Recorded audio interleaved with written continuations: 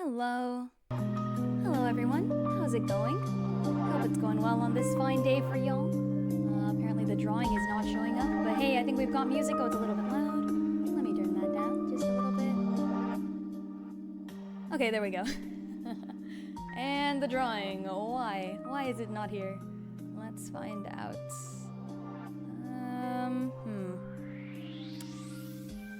We're probably gonna have to say hi to Lonely Screen again, our good friend who makes the drawings show up for us.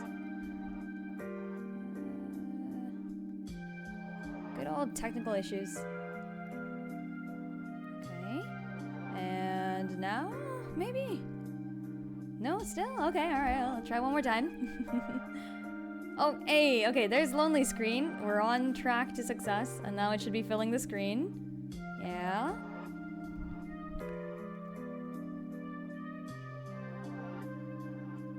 Hey, okay, here we go. I think we've done it. I believe we've done it. Welcome. Welcome to drawing. Best girl is Vanessa, but okay. I gotta say, Vanessa, pretty cool. I do like her.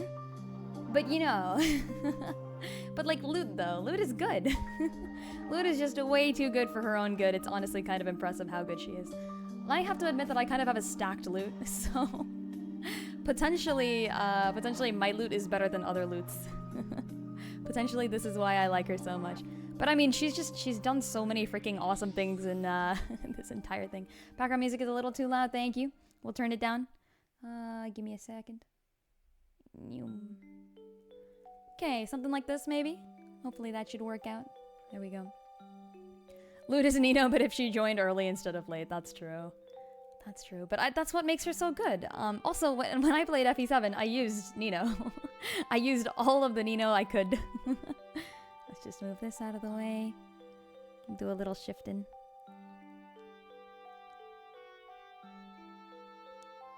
How have y'all been on this fine Monday? It is a Monday, which is weird. It feels like a Sunday. I had the day off of work today, so, you know, I didn't have to worry about it, which was really nice.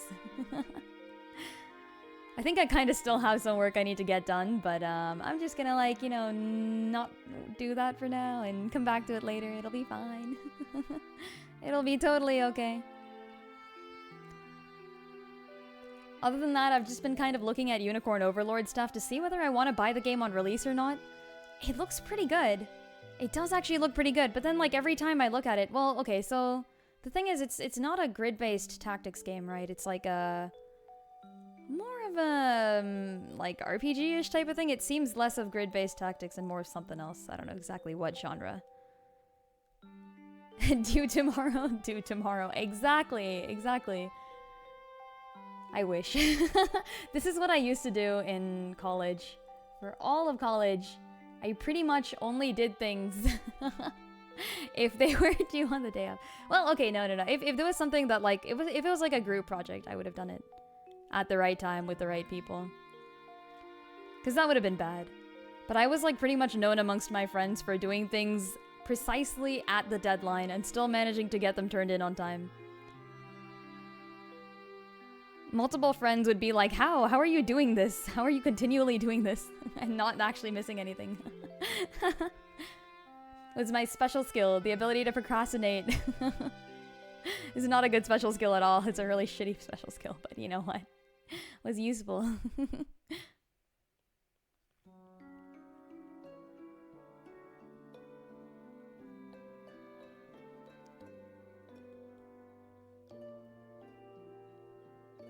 Yeah, I feel like I've been looking more into Unicorn Overlord, and each time I look into it, I find things that I think I'll really like about the game and things I think I don't like about the game. There are generic units, which, I mean, I guess I'm not really against generic units in general, but, like, seeing that there are does mean that there's potentially less focus on the characters, which I don't like as much. That's the thing about games like Unicorn Overlord, and it's the same problem I had with Tactics Ogre, for those of you who remember when I played Tactics Ogre. I did Tactics Ogre, by the way, Reborn. We played it, no deaths, no incapacitations, blind, as usual. and yeah, it was a good game, but, like, there's something about the characters I just could not get behind. I don't know what.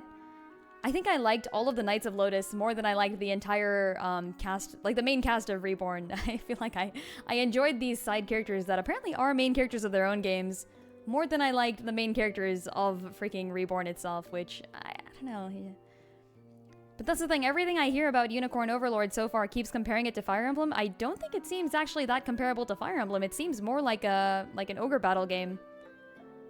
An ogre battle game without the grid-based combat, which is kind of the thing I like about ogre battles. So it looks good. It looks really good, and it looks so expansive, like a full world that's ready to explore. But I don't know. I don't know. Also, the name sucks. Why does it have a name like that, huh? I'm just being mean now. Y'all can call me out on my liking of the name Triangle Strategy as much as you want, but look, it makes sense. The game is about triangles and strategy. It's valid.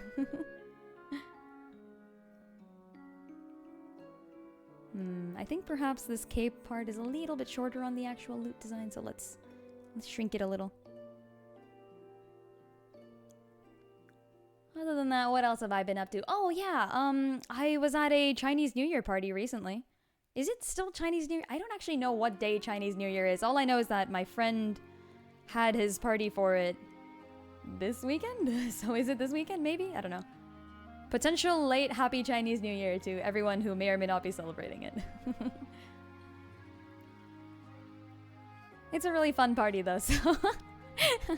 It's nice. It's like what we do is we all kind of... It's still going on. Oh, I didn't know that. Okay. What we do is, so my friends are Chinese, and they have, like, there's 4 of them living in this one room down somewhere further away from where I am, which kind of sucks because I gotta drive like an hour to get there. But what they do is they invite, like, all 40 of our old friends from college, plus extra people. Like, the more time passes, the more people get invites to this thing. And we all make dumplings, and it's super cool. It was really fun. I learned, well, I went to this thing like 3 years ago, and then I didn't go again. So I learned how to fold a dumpling, question mark? How to crimp a dumpling? I don't know. I don't know what the word is for it, but like I was making dumplings and it was cool. I was very proud of my skill. I am now a master at dumpling making. The main day was Friday, but it ends on the 24th with the Lantern Festival. Oh, cool, okay. Yo, Iron, let's go. Thank you for the resub. Heck yeah. Did you know that microwave weapons target enemy electronics? I did not. Can you fire a microwave at someone? I mean, like, microwave the radiation, yes, but microwave the device is what I mean. Like, you could totally shoot off microwaves at someone, and I don't know if it would do anything particularly useful, but I'm sure it would do something. Can you open up a microwave the device, and then just... like, aim it at the enemy? Take that! With the power of kitchen appliances, I defeat you. Would be cool. The Lantern Festival sounds amazing, honestly. I've never seen an actual Lantern Festival, but that's something I really want to see. Unfortunately, my only knowledge of Lantern Festival comes from, like, popular media, the movie Tangled. Pretty much just that. Seen Gordon Ramsay fire a microwave. Wait, hold on, like actually? Wait, you know what? No, I've seen enough Gordon Ramsay. I believe it. I believe it. It's definitely something Gordon Ramsay would do. Oh, gosh. I was actually watching some, it's called Kitchen Nightmares, isn't it? I was watching Kitchen Nightmares recently. And most of them are just like Gordon Ramsay encounters a group of hotel owners that are absolutely terrible and just don't deserve to have anything in life. And then he kind of like reams them out until something happens. But there was one that was just really sad. I think it was like an old couple and one of their kids had died or something and they were struggling to keep their restaurant together. And it was the one time when Gordon Ramsay shows up and instead of like shouting at the people, like originally he's like, what is this? Like, why is your stuff so bad? But then he's like, wait, I think I understand how depressed you guys are. Holy shit, I think you just need help. And so he's like, all right, I'll pay for some stuff. Like, good luck, man, you need it. Love your loot. Thank you. Appreciate it. Yeah, this is the loot that we started like 2 streams ago, I want to say. But I wasn't working on it last stream. I was doing something else last stream. I don't remember what it was. It was something. I was doing something. Shit, I really don't remember. Oh, it's Zelda stuff, probably. I think I was doing Zelda stuff. But yeah, we're back to loot now. Because Sacred Stones really do be like that. Tomorrow, by the way, is the deadline for the poll. Folks, remember, please go to the Discord and vote on whether I'll be using the Time Crystal and going back in time and playing through Ephraim Route, or if I continue straight ahead into the finale with Irika Route. Either way, I will be finishing the game on Irika Route because Engage has proven that Ephraim isn't real and can't hurt me. Let's do something like this and kind of put like a little thing here. Might have asked this before, but you don't take commissions, do you? Ooh, so I do sell artwork that I've already drawn, and I think that's kind of a thing, but like, I don't really take, I don't really take commissions, unfortunately, yeah. I thought about doing it, but it's just, I really don't have the time, and I've been working on a bunch of different projects at once, and I don't even have time to finish those, so yeah, sorry. But I do take suggestions, so if you want to like send me something, a bunch of people on Tumblr, because that's where a bunch of Zelda fans are. Some folks there have provided me some really cool suggestions, and I've been working on that. The thing about suggestions is that I am free to refuse them, so... And if I do refuse them, it does not mean it was a bad suggestion. It simply means that I either A, like I really want to spend time on that drawing because it sounds amazing and I'm gonna like actually spend the time on it. Or B, it's just something I can't draw. Or C, it's not something I feel exactly interested in drawing at the moment, which is nothing to do with the quality of the suggestion, just something I have to feel like. Yeah. When do you plan on continuing SS? Oh yeah, Tuesdays and Sundays is my Sacred Stones days. It's Tactical Tuesdays and Strategy Sundays if you want to know why. It also fits my schedule better, but yeah, I totally changed the name just so I can fit the day of the week. Good fun. The Seasons Zelda game? Yeah, Oracle of Seasons is also continuing. The thing is, if I do decide to play Unicorn Overlord, then potentially either Sacred Stones or Oracle of Season gets put on pause. I don't know, though, because what I've seen about Unicorn Overlord seems to indicate that, I don't know, it's just... It's not really what I'm looking for, I think. I think it is more similar to Ogre Battle, and the parts of it that are not similar to Ogre Battle are the things I kind of liked about Ogre Battle, potentially. It's not a grid-based tactics game. It seems to be more of like a AoE-type tactics thing, but it actually does look so cool. And you all know I do play RPGs as well. I had a lot of fun with Octopath too. So it's still on my list. The question is, do I play it on release, or do I play it later? And I don't really know about that, so yeah. You're personally going to be passing on Unicorn? Yeah, I don't know. I just... Like, I keep looking at it, and it looks really, really good, but then the more I look at it, I don't know, the more I feel like it may not be the sort of thing I like. Because I know they make a big deal about, so the main marketing factor of Unicorn Overlord seems to be, like, it is a huge, expansive world, and you can conquer any kingdom at any point that you want, which is cool, but that usually kind of comes, in my experience, that comes at the cost of a cohesive story. And I really do like cohesive stories, so I don't know.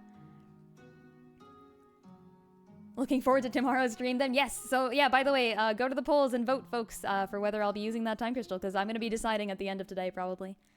And do keep in mind that if you vote for me to go back in time and play Ephraim Root, that affects my, so that makes it more likely that I play Unicorn Overlord, essentially.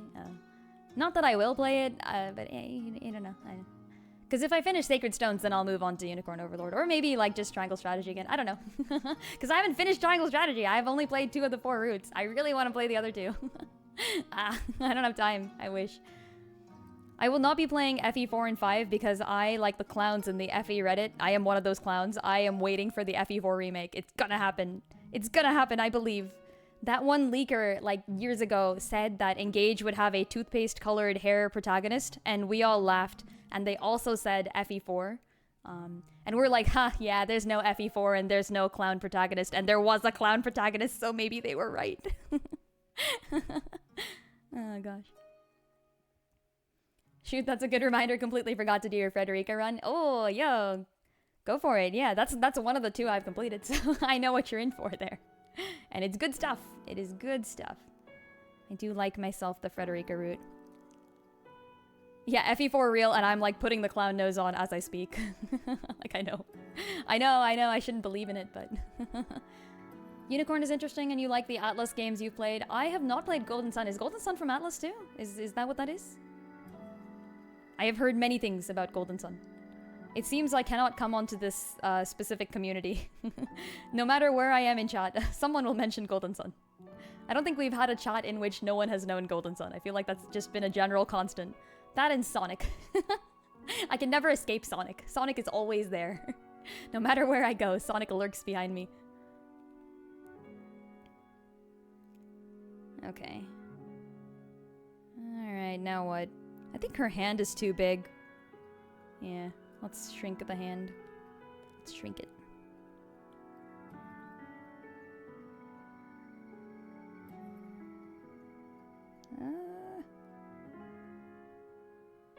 Something like this, maybe? There we go. We'll say this, you definitely want to play Unicorn, but there's almost no chance you can play that in FE's. Oh, wait, yeah, FF7's getting a remake, right? They release within a week? Wow. That's some intense competition, especially since I think both of those fandoms are vaguely overlapping, right? People who like Final Fantasy tend to also like things like Ogre Battle. And Unicorn Overlord seems to be kind of an Ogre Battle-ish type of game, so that's cool. Do something like this, maybe?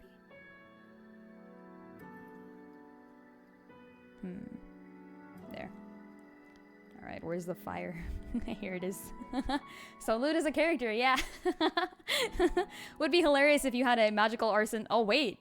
I have had a magical Arson Lute the instrument, actually. My first ever D&D character was a bard, and I got a magic lute. And I cast a whole bunch of heat metal with that shit, so, yeah, fair enough. That exists. The option is there. Here we go. Golden Sun is great, yeah. Not only has everyone known about Golden Sun no matter where I go, I have literally never heard a single person say anything bad about it. So, perhaps Golden Sun has to be played. I've been told the third game is really bad, question mark? I don't know. One of the games is really bad and everyone said that I should not play it. Okay, where's the other arm? Let's drop the other arm to match. Lots of stuff going on here, so I gotta make sure it all kind of fits together before I color too much. I'll do like a round of coloring though.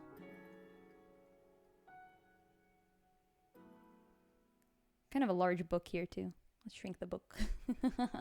Have you heard about Helldivers 2? I've heard about potential issues with the servers? Question mark. I don't know. Like people are apparently going AFK to save their spot on the Helldivers server. Is this correct? This is the only information I know about Helldivers. I know nothing about it. Been trying to broaden your tactical RPG fandom, so Unicorn Overlord is a good choice. Well, is it even a tactical RPG? I don't think it's a tactical RPG. I think it's an RPG, essentially. What's that other one that started with a D?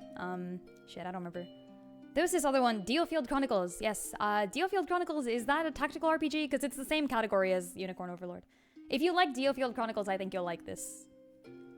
I also did not play Diofield Chronicles, so I can't necessarily say that for sure, but that's what it feels like to me. There are only 2 Golden Sun games. Yeah, there's no... there's no Golden Sun 3, and there's no Queen of England. That is a Megamind reference. I am not being mean to the Queen of England. This is just a disclaimer. Oh, maybe it's not for me. Oh no. I don't mean to discourage anyone from playing Unicorn Overlord. You know what? I'm tempted to just open up the Unicorn Overlord trailer right now and take a look at it, because it looks really cool. And don't get me wrong. Like, I already looked at it, but we'll watch it on stream and I'll give you my actual reaction if people are down. There's simply too many people wanting to play. That's a good problem for a game to have. Palworld never had that problem, did they? Do it, we want the trailer commentary? Oh, actually? Alright, I'm down. Let's go. Let's go. Wait, do I still have the, frick, I don't think I have the YouTube thing up. Wait, do I? Let's do it. You should pretend you've never- Okay, I'm done. That's funny and I like it. Live reaction. This is not a live reaction because I clearly already said the trailer.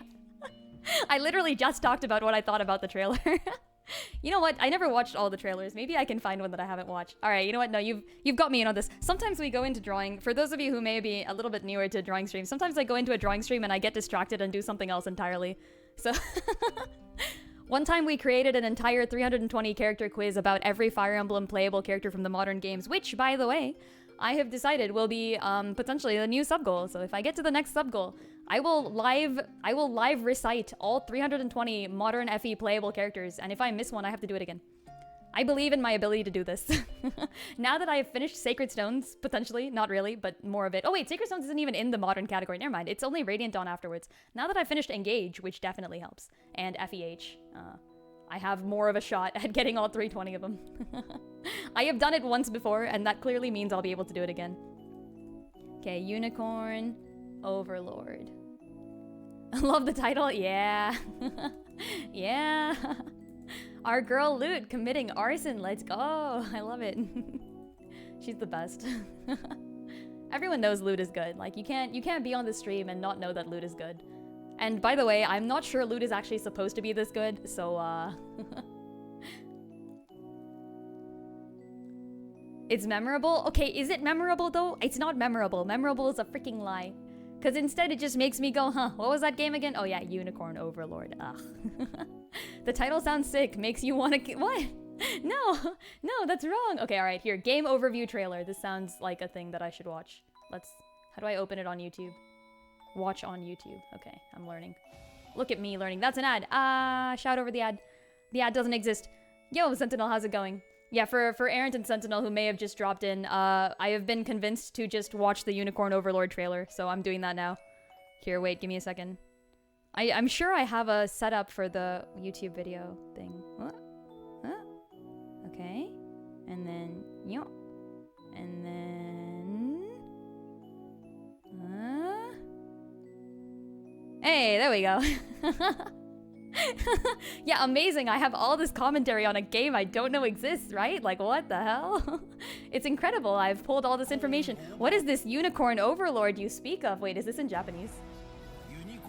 Ah, shit, it's in Japanese. Frick. Okay, I know Japanese. I do not know Japanese.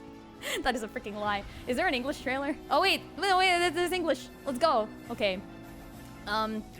First, main character looks cool. Looks like Marth 2.0, and I know a lot of people don't like Marth 2.0, but I like Marth 2.0. Also, I'm switching back to Celica to turn off the Fire Emblem music. Let's go.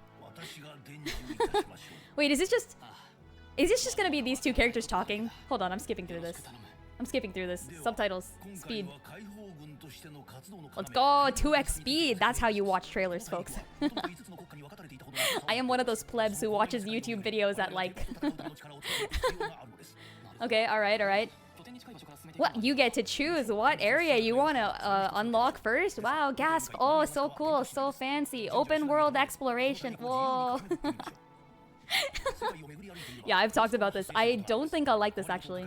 I feel like when you have a specific pathway that you need to take in a story, it leads to a more almost like interesting story purely because you're not leaving it up to your own random choice to decide this. Like, it's like the game has got a story in mind and it's gonna tell it. That's not how this feels to me. This feels like the game is making you make your own stories, which could be good. I could maybe take my words back, but it's not something I like. I think it's gonna be more similar to, like... Yeah, even looking at the rest of this game and the way that it fights, the fighting looks more like Dealfield Chronicles? Yeah, question mark? I don't know why people keep comparing it to Fire Emblem. It does not remind me of Fire Emblem at all. 2x speed is pushing it for your level of Japanese. I don't know enough about this. That's just Europe. Vasco, as if Tellius or Fodlin wasn't just Europe. I can't be mad at that. It's hard to build a story with too much open world. Yes, I am usually in these things for character exploration and character growth. I do like that. Of course, I love a good tactics game. Y'all know me. I play these maddening challenge runs and stuff, but yeah, okay, alright, cool. So game overview, very nice. Yeah, I'm thrown off by the comparisons to FE too. I just don't think this is like FE at all. Here, are there other trailers for this? Brand new, classes revealed. Okay, alright, I'm down. Oh, is this somebody else's review? Okay, alright. Titanium Legman, nice. Credit to Titanium Legman for this thing. Wait, is there no official video on this? Okay, I guess there isn't. It's fine. Okay, new info. Alright, let's go. Are we gonna see the classes? Okay, these are the classes. Oh, that's cool. Wait, some of those looked really awesome. Hold on, let's... Equipment skills? Promotion? Like a Fire Emblem game? Okay, oh, this is all done in text. Oh shit. Okay, alright then. Apparently there's class types too, like Engage. I'm down for that. I did like the class types a lot in Engage. Okay, Wyverns, Shamans, and Werewolves? Okay, Wyverns and Shaman? That's Fire Emblem. Werewolf? Are we counting the Wolf Knights? Is that what this is? Yo, people with wings. This is just Tactics Ogre. I'm glad to know that the what is Canopus' race again? Shit, I forgot. Canopus from Ogre Battle is this race of flying humans. And then of course we have the Luggers from FE 9 and 10. That's cool to see. I like units with flying capabilities usually. There seems to be something fun you can do with pretty much all of them. Alright, what is this? People with crossbows, alright.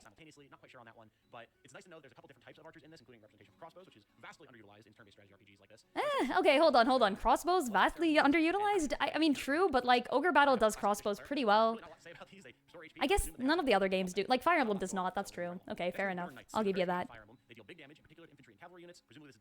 Oh, this guy's also talking about Fire Emblem shit. I didn't hear it. Oh no. What if Canopus met the chick from Tristrat who had the large bird? Yo, Huette. Oh, that would be awesome. I'd love that. Okay. Oh, debuff and curse classes. Oh, that's my favorite. Oh, I'm gonna like Shaman. She looks exactly like Azana. I love this. They made Azana into a class. Oh, Mystic Swordsman. Oh no, do they specialize in 2 stats at once? Oh gosh. We all know Mortal Savant is the worst class in FE3H. Is it gonna be like that? Do they have separate stats for like magic attack? And I bet they do. This is one of those games that has like a bunch of stats for everything. So I bet there's a special stat for magic attack and strength attack, you know? Like physical attack. Usually you don't want characters who specialize in both. It's going to be interesting to see what they do to buff up that class to make up for it, essentially. Alright, what is this? Mountless Pegasus Knights.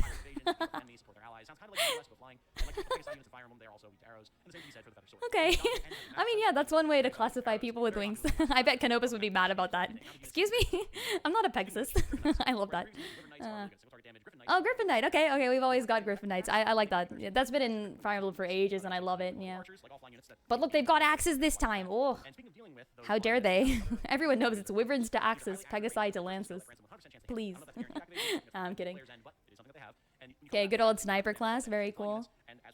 This is probably just like a higher damage version of the crossbow thing, I'm assuming. That's kind of weird, because usually crossbow would be like more damage, straight attack. I would expect like snipers to be, I don't know, debuffs and longer range, maybe. Who knows? Necromancer? Okay, alright, not bad. I did love, what was her name in Ogre Battle? Frick, man, I forgot. It starts with a C. She was cool. This guy wants necromancers. Alright, I'm down. I would take a necromancer. That would be cool. Although, I do think that having zombies as a class in Tactics Ogre made it a lot easier. So hopefully it doesn't fall into that problem. Let's find out. Let's find out. Like Atlas trying something a bit different from... Oh, wait. Shin Megami Tensei is Atlas? I did not know that. Yo, Hunter, thank you for the hydrate and the posture check. Will do. But now, we have a better idea of what exactly that means for gameplay. Infantry, logically, is the slowest and therefore most vulnerable, but isn't hindered by terrain like forests. And they have the bonus of extra movement on roads, so as long as you're strategically thinking about how you're moving units around, you can still get them where they need to be. Okay, see, this is the thing, right? There's no grids. It's you just move on this field, I think, and you like protect people and you put units forward. And the units are arranged like like in Tactics Ogre. And they're like little 3x2 grids, and you can like put the units on it. And then those like groups of units go out into battle, almost kind of like COTC, where you've got like a front row and a back row, and the people you put in the front and back rows affects everything. I will admit it does feel like a combination of... I don't think it reminds me of Fire Emblem at all, actually. I think it reminds me of Tactics Ogre, Field Chronicles, and COTC a little bit. Champions of the Continent, Octopath. Because each small unit... See, like, yeah, like this, right? You had these little starting screens in Tactics Ogre Reborn, too. But like it didn't matter where you started characters off in Tactics Ogre Reborn. In COTC, it does matter where you put every character. So I'm gonna assume that's how this works.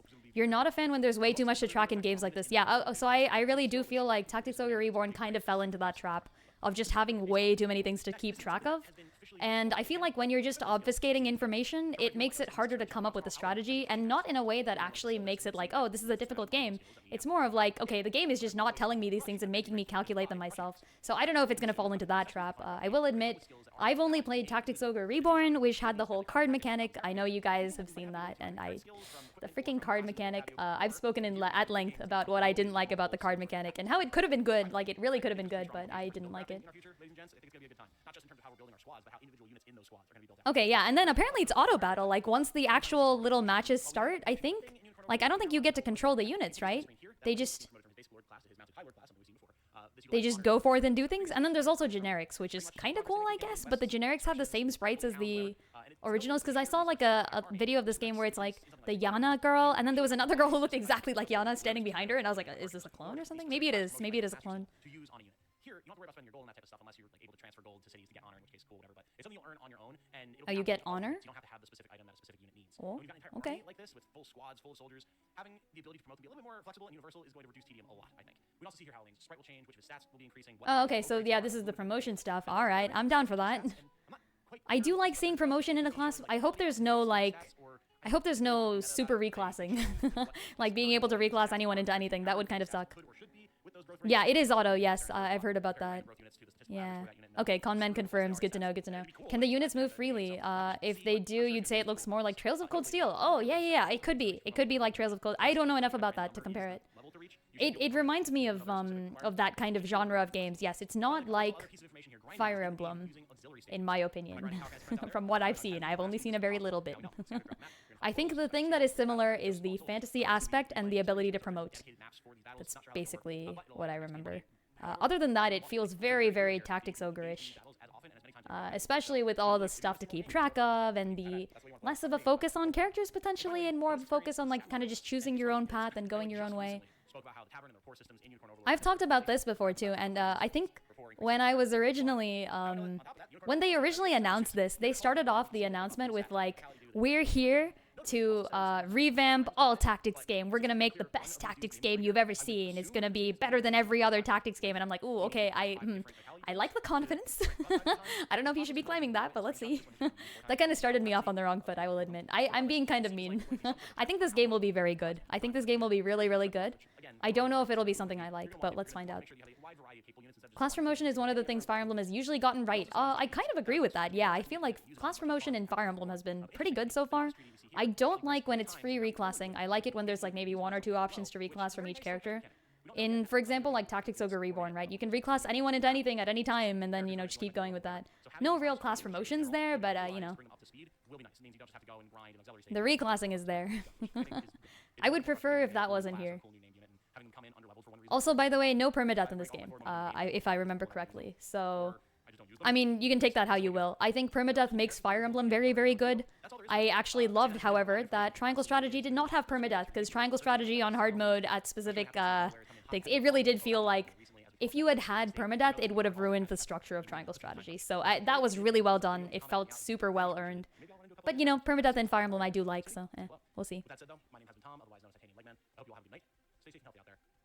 But it looks so good, though. Okay, there's the end of this thing.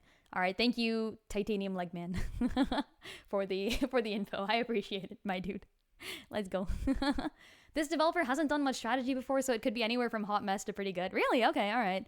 I don't know. I don't know much about Atlas. I can't comment on Atlas. All I can do is compare it to other games I've seen, and from what I've seen, it looks great. So, but it just, I don't know. I was very much expecting more unicorns. This was me when I went into Tactics Ogre. I went into Tactics Ogre and I'm like, all right, where's the ogres? There were no ogres. Plot twist. There's no ogres in Tactics Ogre. It's not real. Here we go. Oh, let's put the music back on. Hold on. They did make an SRPG on the PSP. Oh, hey, okay. I mean, which one? What was it called? Do I know it?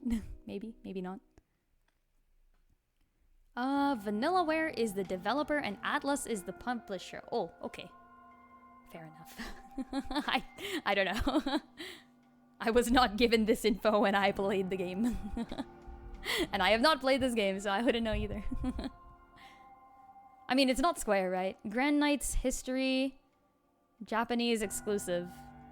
Wait, what is that? Oh, is the name of the... Oh, gotcha. Grand Knight's History. That's a cool name. That's a really cool name. Oh, the drawing went away. Let's put it back. Give it a second. Say hello to our good friend Lonely Screen. He's out there keeping our drawings alive. Making it so that we can all watch. There we go. We can all watch things. Let's go.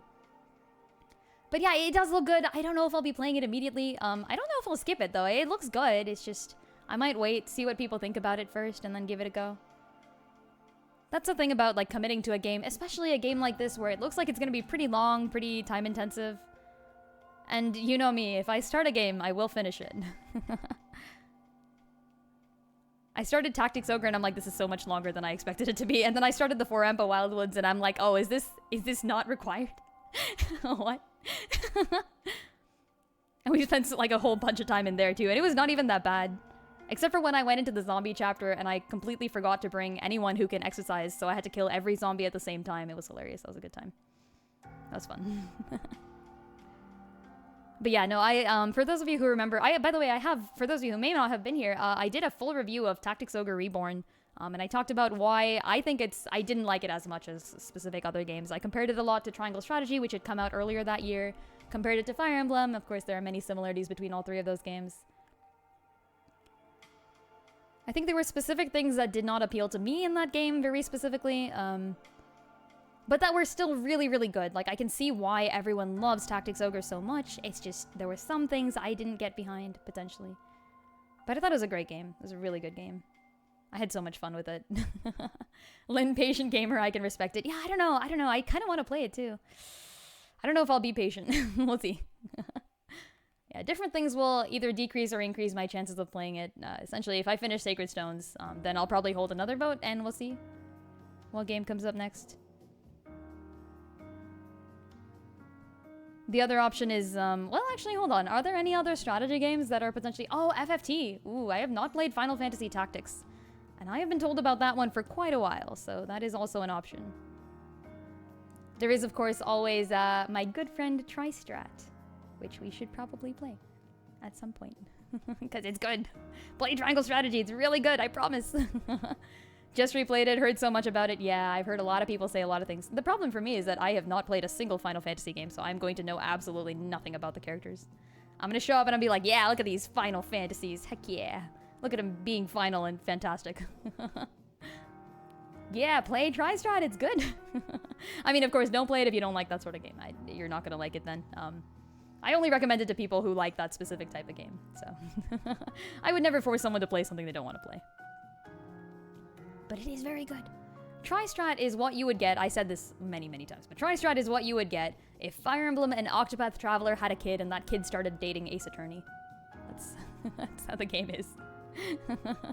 It's really good. Tristrat is how you found the stream, heck yeah. Beat it and just needed more content. Yeah, I think there are some folks here who have been around since the Triangle Strategy games. It's been a while, hasn't it? It's been a while. Isn't my audience mostly tactical fan? Oh shit, you got me. Hey, I mean, there are some people here from Octopath, right? That's not really tactics. I don't know if anyone's here from drawing. Okay, look, I'm good at drawing, but I'm not like that good at drawing. I'm like, okay. I'm gonna be like real about my skills here. I'm like decent. Like, look at this. This is awesome, isn't it? But I'm not like amazing. I guess I do have that Zelda thing. There is a Zelda thing. I'm really proud of it. Go check it out if you'd like. I have an Instagram now, and I post some of that there, but most of it is on other sites. Slowly moving stuff to Instagram. Tactical fans. They're those things Orochi from Fates uses. Yeah, and Milo from Triangle Strategy. I say, in order to shoehorn another Triangle Strategy reference into our already Triangle Strategy-filled conversation. No, yeah, it's a good game. It's a really good game. Here we go. First found you through COTC. Yeah, see, there you go. I streamed COTC for a while. Ah, come back. Okay, here we go. I think the thing about COTC is, well, the funny thing is I did not plan on streaming COTC. I was not going to stream that. And it was so good that I was like, oh shit, man. I want to play this more. I played the whole first bit of it for quite a while, and then I was like, this is really good. What the hell? I did not expect this. And then I started streaming it around like Master of All. Oh gosh, it was the end of Master of All. There's a fight about, there's a fight against this guy named Pardis. It's not a spoiler. He's evil from the beginning. You pretty much know it. It's not like me telling you he's evil is going to change anything. You can look at him and you're like, that's an evil man. You're going to fight him at the end. But yeah, the fight against King Pardis has 3 separate phases. I defeated the first phase. I defeated the second phase. By the third phase, there's an NPC that shows up, and even if your party fails, she will revive your entire party and put you back at max, okay? Like, you're supposed to, the first 2 phases are supposed to be hard. The third phase is supposed to be a victory lap. I failed at the end of the third phase during the victory lap because I ran out of, because I'd gone into it blind, so I didn't have enough people who could hit weaknesses, and Pardis switched to a weakness I could not hit, and I was like, I can't do anything. I literally can't do anything here. So we died, and then the NPC brings you back to life, and she's like, go, I believe in you. I'm like, I cannot do anything. Oh, it was great. It was so good. Obviously, we got him the second time. It was not hard once I knew what I'm supposed to be doing, but it was hilarious. It was so good. I have a history of this happening to me, apparently, because for those of you who are here for the Xenologue, good times in Fire Emblem Engage Maddening run, I did that blind too, and during one of my Xenologue runs, we'd gotten all the way to the end. This was the first time I'd even made it to the end because I went into it super underprepared the first time. So we got in. Okay, hold on. So here's what happened in my freaking Xenologue journey of Fire Emblem Engage. The first time I did it, I was obviously super underprepared. I was like, oh my god, what the frick? I had no skills on anyone. I went into it at like chapter, I don't know, like 12 or something. I was like, what's going on? And then I left and I came back to it later. The second time I kind of like tested things out. I kind of saw what I was supposed to be doing. I figured out the mechanic and I was like, all right. The third time, the game crashed. Like I freaking managed to crash the game. And I know in retrospect exactly what it is that I did that crashed the game, but crashing a Nintendo game is an achievement. And I still lost all my progress though, so I had to start again. The fourth time I made it to the boss because yeah, now so after going into it completely underprepared twice, just to like figure things out, and then the third time when I actually had a shot, I crashed it. The fourth time I made it to the boss. I got the boss down from 160 HP to 1 HP, and then we died. And it was so freaking hell. And the thing is, this was the first time I'd ever even gotten to the boss, so I did not know the thing that you were supposed to do damage to the boss. There is one very specific thing that you do in order to kill the boss. I didn't know that, so I was like, when I got there, I was like, oh, okay, so that's what I was supposed to have done to do damage. Obviously, I'm not prepared for this, but let's see how we can do it anyways, and got him down to 1. Oh, it was so funny. It was the best.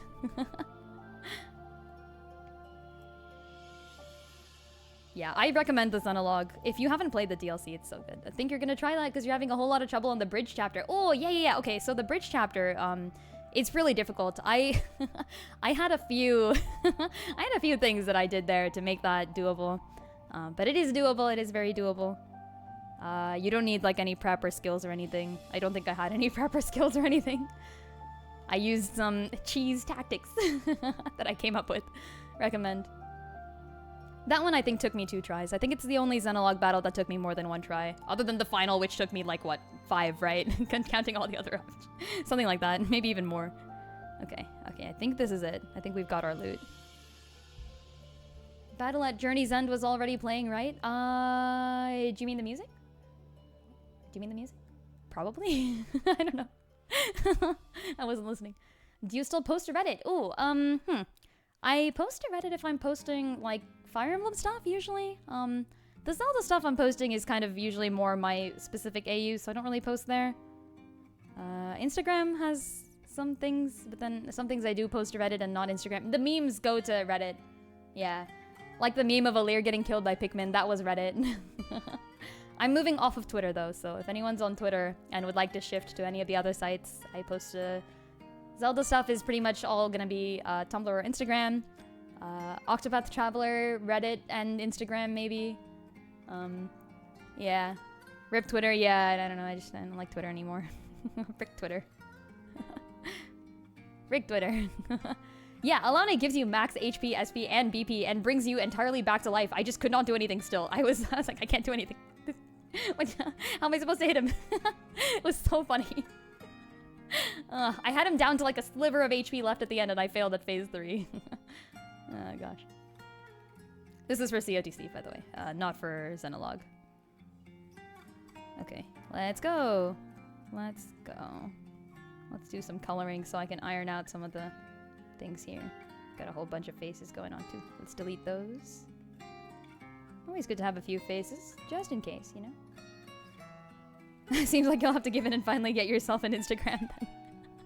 I know, right? I did recently. I was like, God damn it. Not too recently. I've had my Instagram for a while. I just never really like put effort into what I was posting, and I was like, okay, I should probably do that. But it's just for the Zelda stuff, it's so much easier to keep things in check. Like, you know, oh, I paused the music. Oh, put it back. Ah, there we go. Yeah, it's so much easier to organize things on Tumblr than it is on Instagram. Instagram is just very difficult because there's no text. Like, I can't make a master post. Tumblr does that. Like, a lot of people who left Twitter went to Tumblr, and I think I can see why. It's quite nice. Are you expecting anything from this next COTC roadmap? Ooh, I'm a little bit behind on COTC now. I haven't even done, like, the Hammy Cup or anything, so what is next? I'm not sure. Yeah. I'm not looking forward to, like, because Solistia is coming, like, quite a while from now, right? I feel like that's the next thing that I've got left on the roadmap to really look forward to, other than the actual story, which it's still progressing. I'm gonna wait for it to go a little further, and then I'll probably pick it up.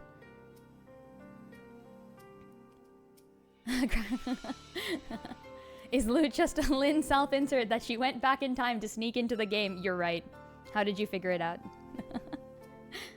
I snuck my way all the way back to, I want to say, like 2004 or 5 is when this game came out, right? I snuck my way back to 2005. Maybe 7. I don't know, something like that. I got myself a self-insert, you know. I paid the big bucks. Actually, no. I threatened them. I was like, do you want your series to succeed? Well, I know what you're gonna have to do. You're gonna have to make a game. It's called Fire Emblem Awakening, but you have to wait a few years before making it. So, first, just put my character in. I promise it'll be good.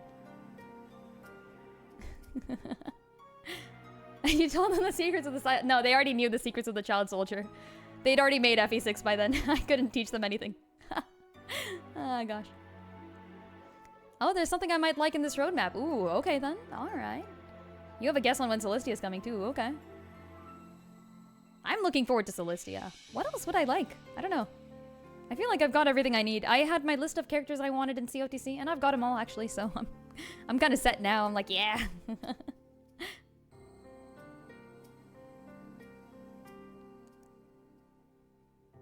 Is this from Three Houses? I think this is from Three Houses, isn't it? I feel like I know this soundtrack, but I can't tell. Would you like to hear it? Oh, yeah, go for it. Yeah. Spoilers entirely allowed for COTC-related content. Just don't spoil the story, I guess. Like, don't tell me what's gonna happen next. You can tell me that something is going to happen next, but don't tell me what it is. Okay. A little bit more pinkish, I think her hair is. Yeah, there we go. Her hair in the artwork and her hair in the sprite are different colors. So fun. Why are they different colors? Why are you making this hard for me? Fun fact, Octopath 1 has has Honnet in an entirely different outfit in the original artwork as it does in the actual game.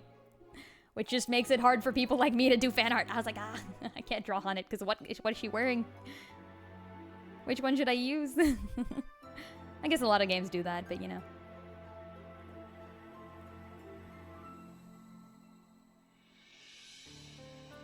Yo, Chozo Maya, hey, how's it going? You missed the scintillating discussion on a new game called Unicorn Overlord, which I think shows that you're not really into tactics, right? But, Unicorn Overlord? It's a game. It exists. We were just discussing it. I want to play it, but like, I don't know. I don't know. Maybe I will, maybe I won't. It depends. Depends on how Sacred Stones goes. Not against them just not buying games until you're employed again. Oh yeah, good point, good point. That is an entirely valid resolution. Yeah, I know that feel. As someone who is used to not having money, I get that.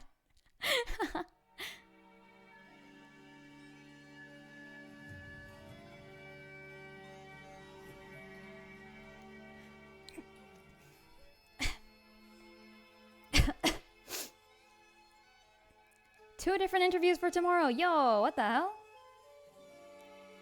Good luck, good luck. What type of interviews? Are they coding interviews? I like coding interviews. I'm one of those few heathens that actually freaking likes a coding interview or two. They're like puzzles. They're fun. Sometimes. Sometimes you don't know them and then it's a lot less fun, but like usually they're like puzzles and then it's like, yeah. Now that I hold coding interviews for people, it makes it a lot easier because now you know the answer. Now I just sit there and I'm like, yep, good luck.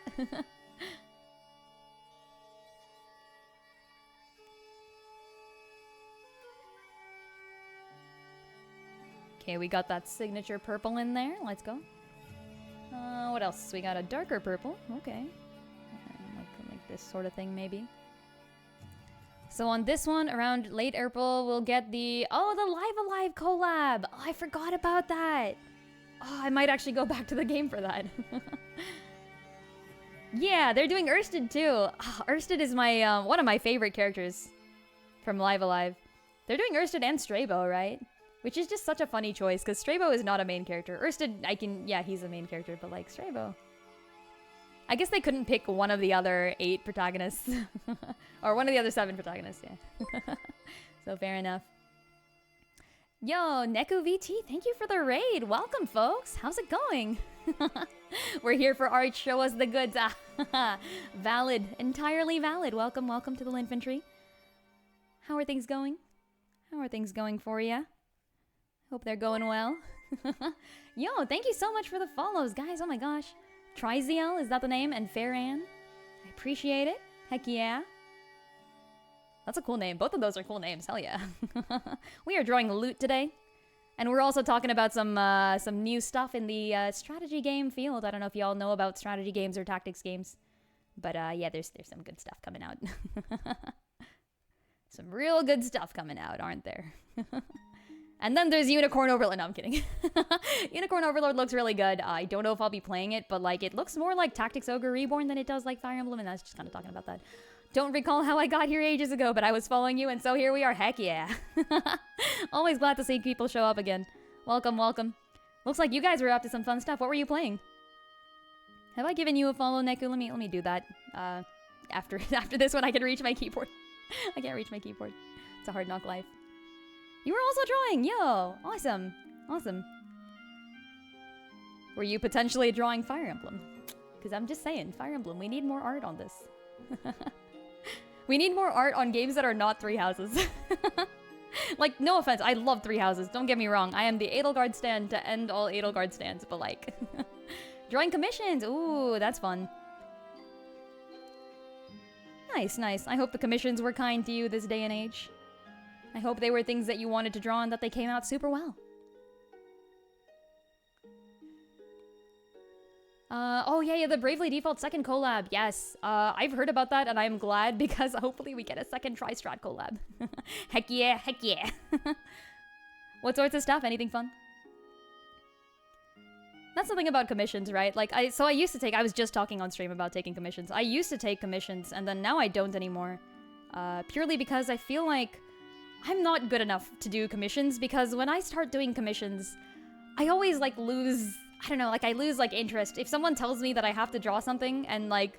And I need to draw it, then I'm like, ugh, I don't know, like, just, it doesn't work. But then when I draw it and I feel like drawing it, I'm like, oh yeah, let's go! It's just how it feels like to me, at least.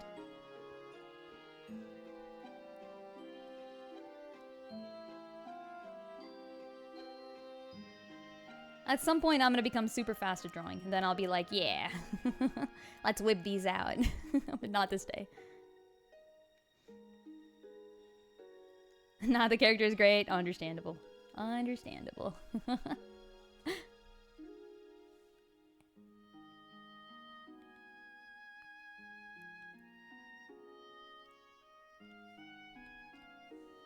feel like I should know this music too. Hold on. What is this?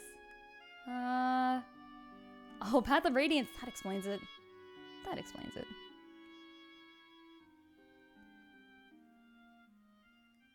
The raid major other much. It happens, don't worry. I think I read that. Yeah, Celestia predictions are too. Okay, I'm looking forward to that. Yeah, I don't know if you all folks have played COTC, Octopath Traveler Champions of the Continent, but it is really good.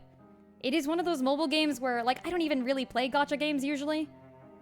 But this one, it's got a story that honestly could stand on its own as like a proper old game, like a physical copy. They've done a great job with it, and the end updates just keep continuing, so can't be mad at that. Seen friends playing it and watched their streams, heck yeah. Yeah, as a super fan of Octopath, I was immediately like, yes. I remember being around when they announced it for Japan, first of all, like it was like years ago. And I was like, oh, I wish we had an English version, and now we do. Now we do. It's out for English. I think it's also out for Southeast Asia now, question mark? I think that has also been released.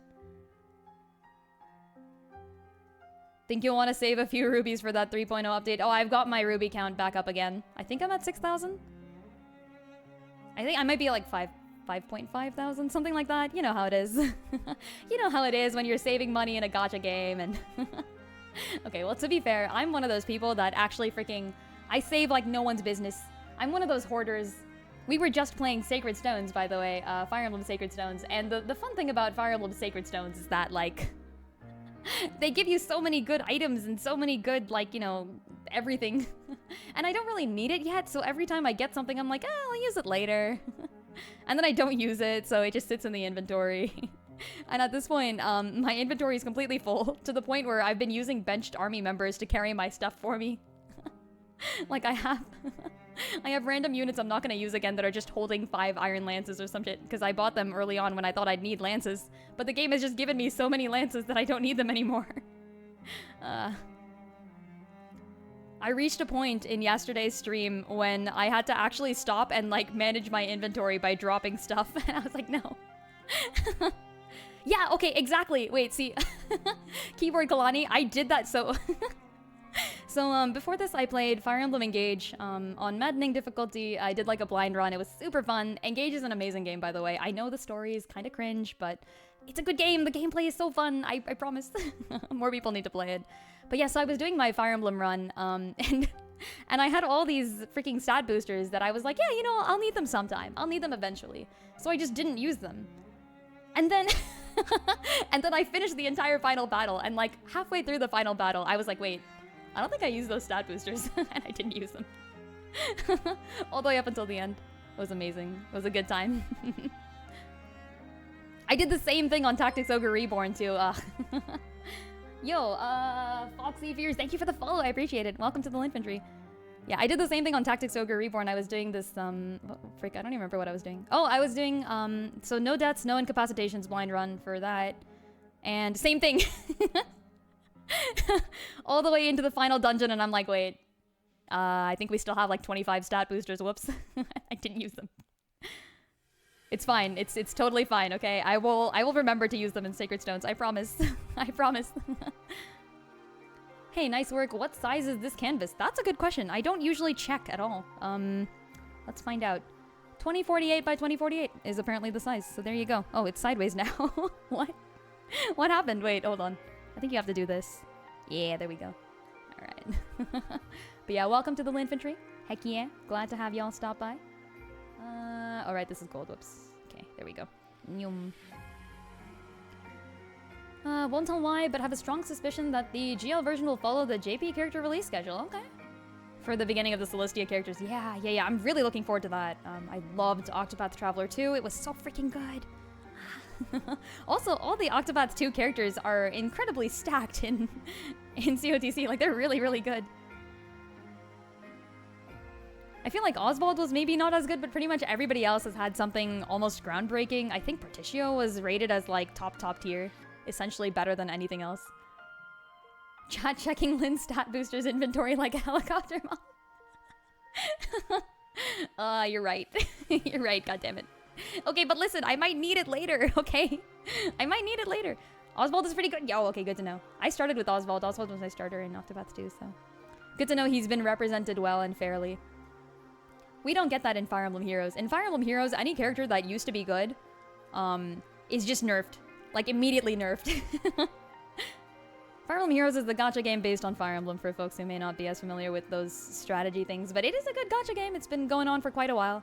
I am a day one player, so I've got this allegiance to it that does not fade. But yeah, every character like Titania, Seth, anyone that was good in their original games is just not good for some reason in this. I don't know why. They keep doing it. But yeah, any reason why you were asking what size the canvas is? There's like different ways to do these things. I think there's like, you can have sizes dependent on DPI, question mark. You can also just do pixels. You can have, so if you had like the DPI dependent, you would have inches as your main measurement, and then you'd kind of go from there. But yeah, there's different things. Different ways to make things work, for sure. Alright, let's do, always do the skin color before you forget. Oh wait, this covers up this. Aha. Very fun. Half the reason you're still playing this gacha is that you started on day one. Oh no, they got you with the loyalty. Oh no, what are you gonna do now? You can't quit, you're loyal. No, I get that. I kind of still tune in every now and then to FEH because of it, but I do play FEH a decent amount. Still, you know. I wouldn't drop FEH like that, it's too good. Just too good. Okay, here.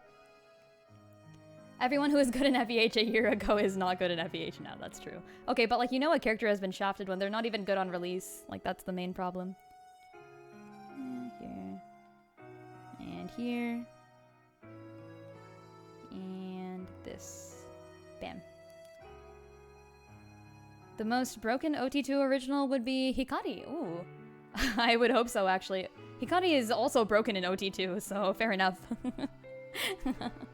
Yeah, rip Ulbrich. I'm kind of sad about that. Ulbrich is my favorite of the 8 in the original.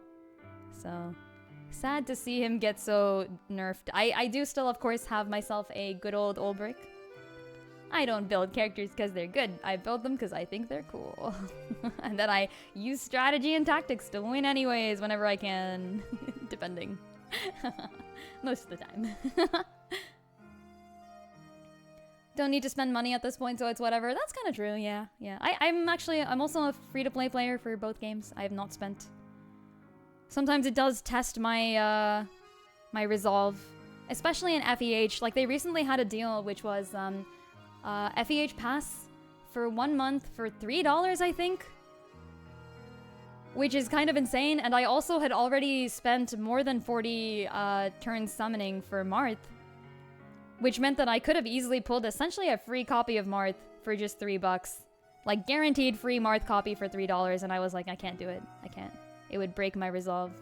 And I will not. I refuse. Unless the conditions are met, I will not spend.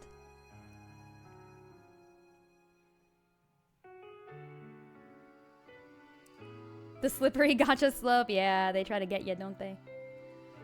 They try to get you. I used to be, so I'm in CS. Now I work in ML, but like many years ago, actually, wow, 10 years ago. 10 years ago, I was doing a bit of mobile dev, and I went to like this camp/place in which they teach you how to make mobile games. And I developed a mobile game of my own and stuff, and that was super fun and also pretty useful. But yeah, during that class, they taught us all about, like, you know, these mechanics, the ways that you pull people in, and how it works, like whales versus gacha, dolphins, you know, people who spend tons and tons of money and people who kind of, like, play for free. And that's the essential strategy, right? Is, like, most people who play the game may not even be spending that much. Like, usually you find a lot of people who are, like, small fish. Yeah, ew, mobile dev. Yeah, it got me... like, I think, like, 10 years ago, it got me into CS, and then after that, I don't think I've gone back to mobile dev. But, you know, it was the thing to do back then, so I did it. Yeah, ever since then, I mean, I don't necessarily... ML is cool. ML is alright. I've been in generative imagery for quite a while, so, like, freaking generative imagery. It's what everyone's interested in. I've been doing it since before this whole thing got popular, back when the only networks were GANs, generative adversarial networks, and even before that, to like the days of convolutional neural nets. Now diffusion models are out and everybody loves them, and it's basically all we use, so it's fun.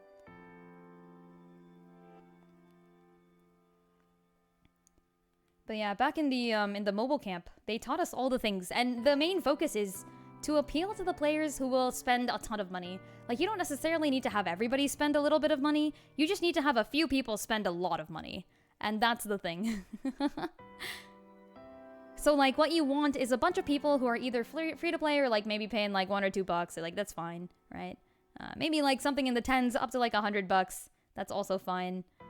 And all of those people exist just to provide an economy, like, kind of an environment. They're the NPCs in the ground upon which the whales swim. The ocean upon which the whales swim. And I was like, yeah, that sounds kind of predatory. I was like, okay then. Alright. GG, I guess. Lynn was into... I was a ML hipster is what I was. Heck yeah. I was into generative imagery back before it was cool. I worked on GANs before people knew what GANs were. I mean, not really. Like, anyone in the ML community knew what it was. But nowadays, you have to admit, ML has become much more of a... I guess, like, a household name, you know? People know nowadays diffusion and ChatGPT is an LLM, large language model, all sorts of stuff. It's fun to have around for sure. Like, the stuff that technology has managed to do in the last 2 years has gone beyond what I used to write about in science fiction like 10 years ago. 10 years ago, I would write things that now seem like they're actually freaking happening, and I'm like, oh, okay. Yikes, we're moving fast.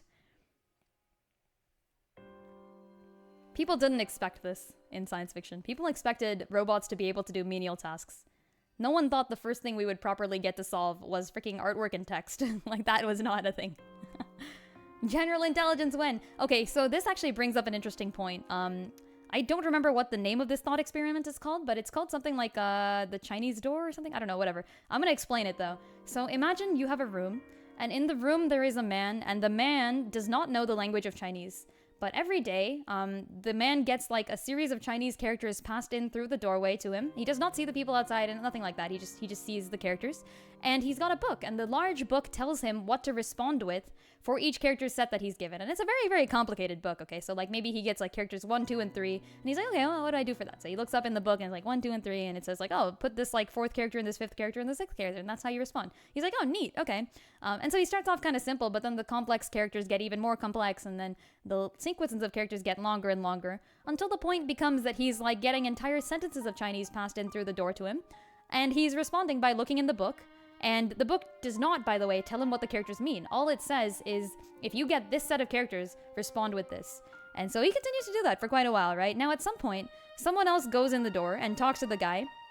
And the guy is like, you know, he's just chilling, and he gets his new message for the day, and he responds to it. And the person who has come in just now asks the man with the book, hey, do you know Chinese? And the guy's like, I don't know, like, no, I don't think so. I mean, I'm just doing what I'm told, right? But to anyone outside the door, he does. Because he's responding with the correct characters for anything you put in.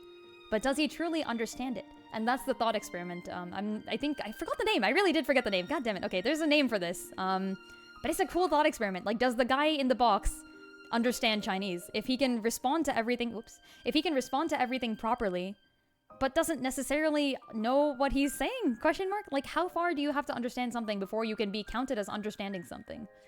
It's a question. A question for the ages. So there you go. Hope our robot overlords are either kind or weak enough to overthrow. Yeah, I mean, that's the goal, isn't it? What we really don't want to end up in is a situation like I Have No Mouth and I Must Scream, which, by the way, if you like horror short stories, I recommend. If you don't like horror, I don't read it. Just don't. Don't even try. It's just kind of scary. It's really scary. Holy shit.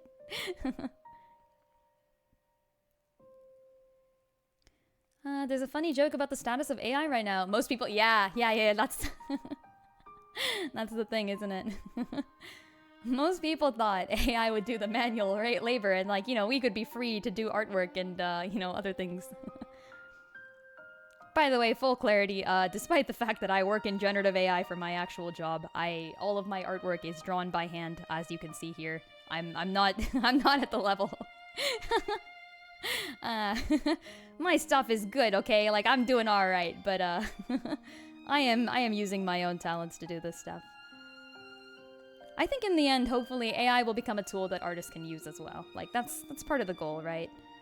Like, I want in the end, nowadays even, like, sometimes I'll kind of go up online, right? And instead of looking up a reference, you can open up some type of AI generative software and just type in, like, an example of what you want. And usually it's not what you want. Usually it's very different from what you actually want. So then you kind of just go through and you're like, okay, interesting references. So it's nice.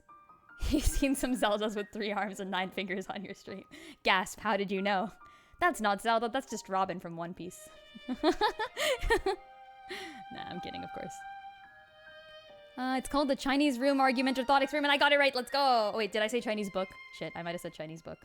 Okay, it's close enough, I believe. Lots of fun thought experiments out there, for sure. I'm sure y'all have heard of the trolley problem. There's a lot of fun little ways to iterate upon that thing. Which I sincerely hope no one has had to face in real life because hecking trolley problem. Okay, I'll put a little bit more detail here for now. There. Alright, and then, oh, there's this part too. There. Would personally prefer the Frank Herbert future where everyone revolts against the AI and then colonizes the universe with straight up analog tech. I used to write science fiction, and I still kind of have my science fiction stuff that I used to write. And one of those was a murder mystery set in this world where, like, the murder mystery itself, okay, it's less of a murder mystery, actually. It's more of like a series of mysteries that also have murder in them. There's 9 people on a spaceship that are going off to explore a new planet. And one of them turns up dead, and another one is killed on planet by what looks like an environmental disaster but might not have been. And then the question becomes, which of the others did it? And you see this from the point of view of the one guy who is immediately accused because he actually caused this other situation on a ship ages ago, and some other people on this current ship know about that, and so they all kind of like immediately pin it on him. And so he's like, it wasn't me. Like, this time it wasn't me. Last time it was kind of me, and there was a reason I did that last time, and everyone knows the reason. So... It's a fun point. I really liked that story that I wrote ages ago, and it was set in this world where most of society has done exactly what you said, like the Frank Herbert future where everyone revolts against the AI and colonizes the universe with straight up analog tech. They do have they have some help from like what I would say is like the trope of ancient civilizations. Like there were other people in this world that had already gone through, set up like space gates and stuff, so they have access to the warp gates. That is covered in a different thing, but yeah. And then there was also a different civilization that they're fighting against that seems to be ruled by mindless people who are all enslaved to the AI overlords, and it's a good thing they escaped, isn't it? And you're obviously supposed to see that there is a bit of a faulty narrator in that story, which is the fun point of any mystery, is that there's multiple little things that other people are hiding. Sounds like Mass Effect? Yeah! I have not played Mass Effect, but I have a friend, I've only ever showed this entire thing to 2 friends, actually. I've done some artwork for it. Believe it or not, I drew artwork of all these characters, the 9 people on the ship. I really like that story, man. I stopped working on it just because I don't know, I didn't have time. There's so many things I want to do, I just don't have the time for. But yeah, I wrote the thing ages ago. I wrote the prequel story that explains the original incident that guy committed. The thing that gets him in hot water to begin with. The original incident was, so there's like 5 people, they're not going off to, they're like delivering cargo essentially to like a new civilization of some sort. And their ship stalls in midair, so now their spaceship is heading towards the destination, but they're gonna die in like a day of like asphyxiation because their ship is blown up. And now there's 5 people on the ship. One of them dies in the original explosion. There's 5 people on the ship now, and they're holed up in the airlock before you head into, like, the hold. And the hold is, there's no air in there. So they've got essentially 1 room of air left, and they know they're gonna die in 1 day. But there's 5 of them. And if potentially some of those people were to die, then maybe the other ones left would survive the 4 days necessary for them to reach their destination. And so that kind of starts this whole set of, things. Obviously, they don't initially go to murdering each other, but, they don't want to murder each other. They really don't. So they have other solutions, and then some things happen, and then some other things happen, and then people make their decisions, and it was very fun, and I loved the prequel that I wrote. I thought it was awesome. Okay, so we've got this. New subgoal, Lynn reads chapter 1. Oh no. You guys don't want to... You guys don't want to hear my writing, do you? I write decently well, actually, I would say. I have fan fictions that people read, so there you go. I am not ashamed to admit that I write fanfic. And if people read my fanfic, I have written an entire murder mystery plotline, and it was good, and people liked it, so there you go. I have done it before in the fan realms. Potentially good enough.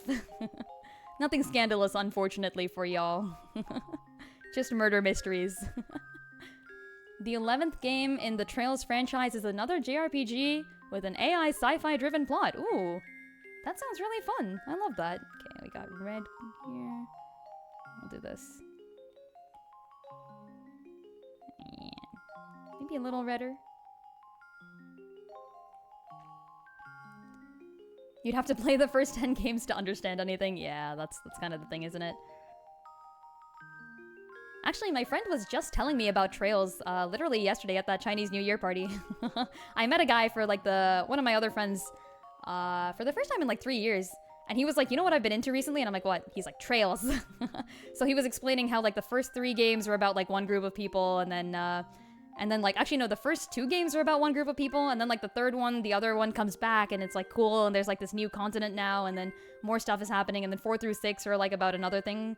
Question mark? Oh, no, wait, 6 starts a new one, potentially? He was like, a lot of people tend to go in on number 6, but you should start with number 1, or something like that. Everyone writes fanfic in their heads, the only difference is publishing it. I love that way of thinking about it. It's okay, Lynn, we all have an embarrassing fanfic hiding away in AO3 or fanfic.net. My AO3 is under the same username, by the way. I'm very open about my AO3. I have nothing in there that I would consider embarrassing, except for maybe a few things, but I don't care. Go forth and read my AO3. This name is actually... The name of Lynn is Elvish. Like, the name Linda Rosse is an Elvish name. It means singer in the rain, or like rain song, essentially. And it's because I originally wrote Silmarillion fanfiction. Which is, at that point, is not even fanfiction. It's just me elaborating upon the story of the Silmarillion, because the Silmarillion is the history behind Lord of the Rings, and it's written like a textbook. And I was like, I want to write some of these scenes. Like, I just think they would be really cool if I wrote them out. So I wrote the blank tapestry, and that became a thing. And I never finished it. And then... and then we never... And people, I think, people thought it was decent, I think. But the thing I'm actually known for is probably Gold Poisons Online. If anyone knows my AO3 from MDZS, I wrote the Threeson fic Gold Poisons. That was me. That was me. It's not that popular, but it was like, for like a really, really niche pairing in a really large fandom. So MDZS is a huge fandom. But not too many people like Threeson. I like Threeson and I thought it was awesome, so I wrote for it. That's such a great name. I'm assuming you mean Blank Tapestry. Gold Poisons is... it's like an okay name. It makes sense in context. It's the murder mystery part, so, you know. 1st, 4th, 6th, and 11th are the ones where it takes place in a new country. Nice. Nice. Good to know. I have an FE3H fic too. Colors of Fodlan was the series that I wrote for FE3H, but once again, I never finished it. That was the Soulmate AU, which I usually don't like. But this one, because I'm such a tactics player, I essentially integrated tactics and like all the tactics and strategy you actually do in the game is integrated in there. So characters will take actions that they could take, but it's like written in like a very story-ish type of way. And it's also a Soulmate AU. Been a while since I thought about those, wow.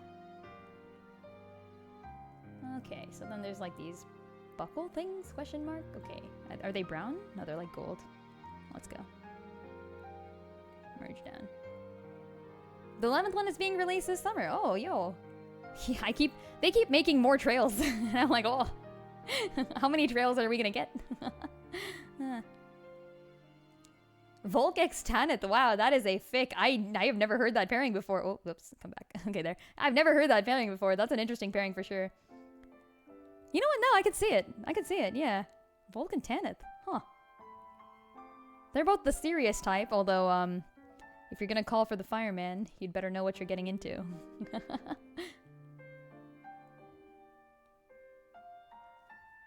Yeah, I usually don't really write romance, so I'm not too familiar with that. The kind of fics you write sometimes, just exploring an established piece of lore. Yeah, that's usually what I end up doing.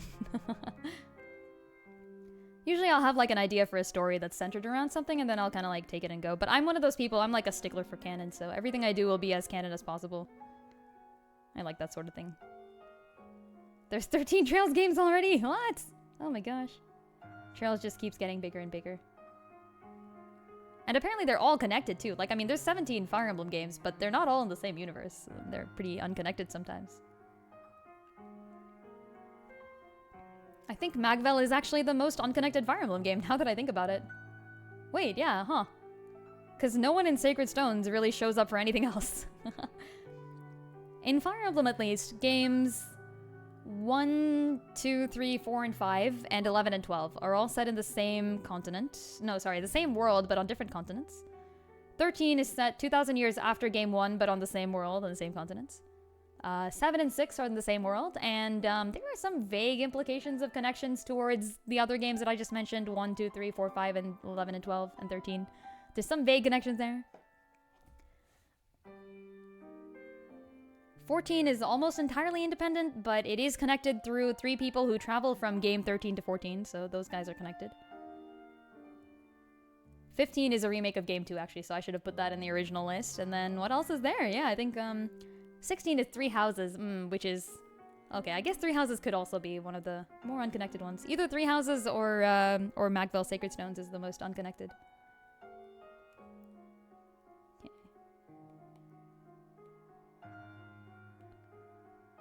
The story is all linear. Yeah, that's gotta be even harder to do.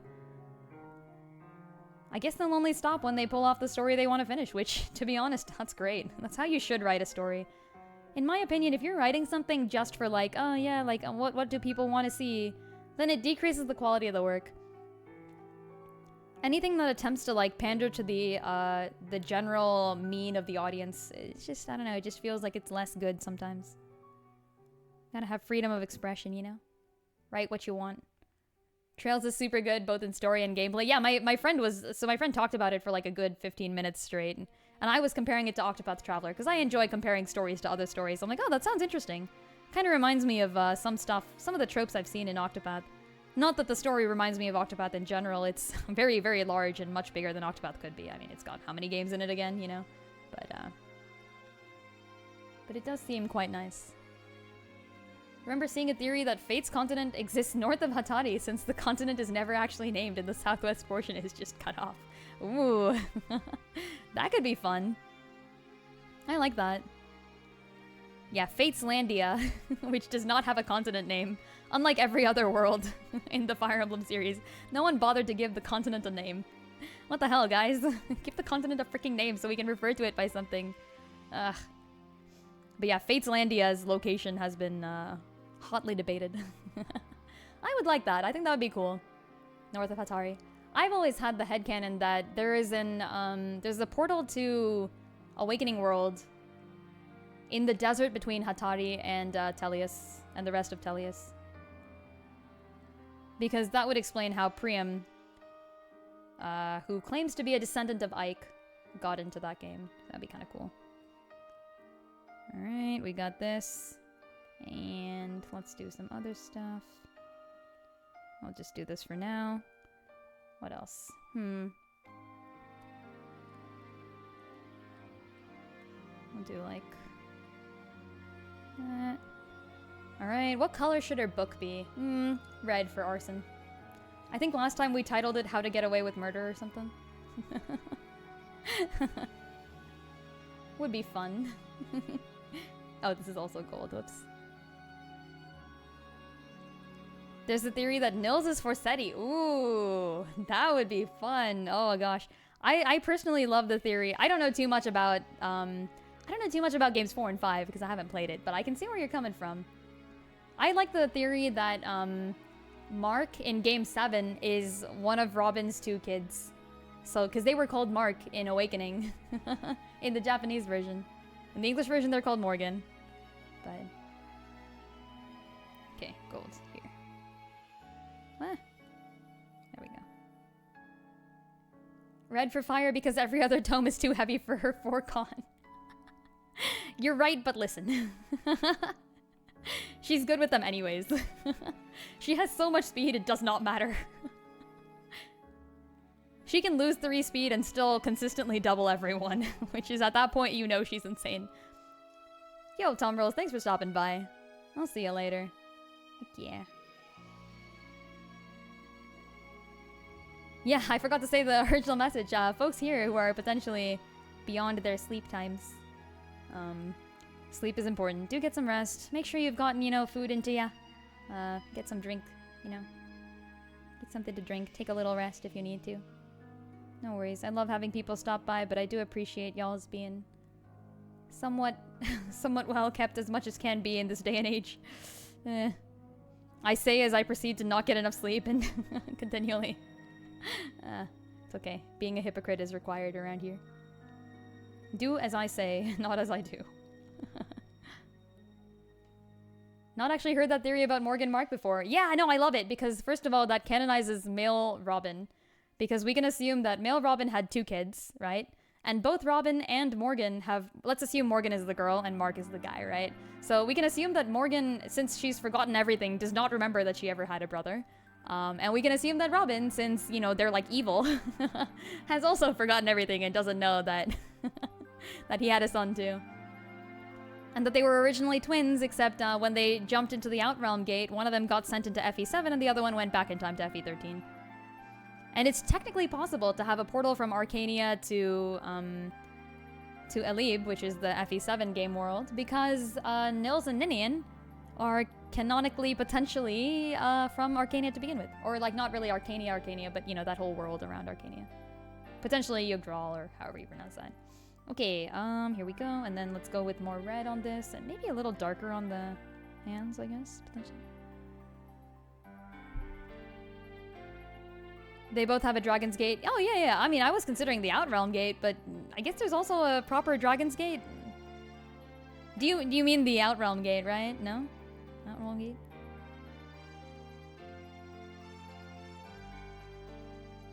I also liked a headcanon that Linhardt and Caspar, who at the end of their journey just go on an adventure and kind of disappear into everything. It's just Caspar, actually. Whoever Caspar takes with him goes on this adventure. He has Ike's ending, essentially. But yeah, no, I'd like to think that they potentially ended up in the Outrealms as well, and they make it to one of the other worlds. Would be really cool. That's what you meant? Heck yeah. Heck yeah. It's a good headcanon.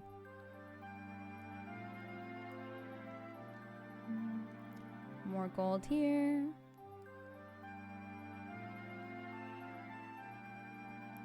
There we go. And this is apparently also gold? There's so much gold.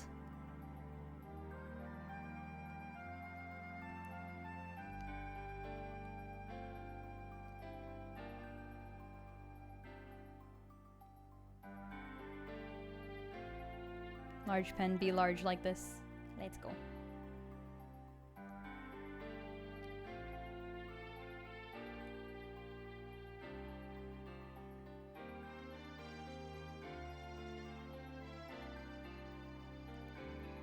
Okay, what else?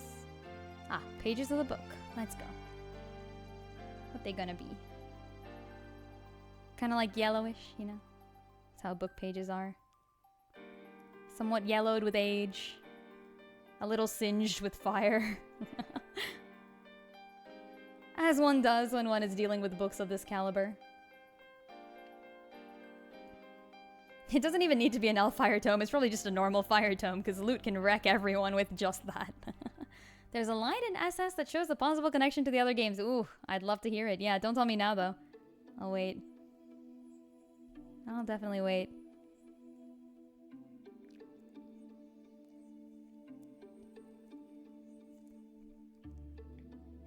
Okay, I think we're good. I think we're good. Yes.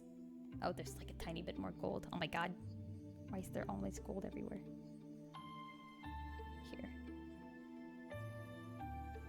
And then I think this part is supposed to be purple, potentially.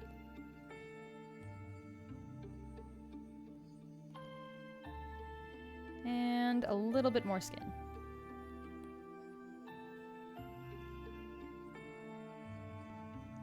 There we are.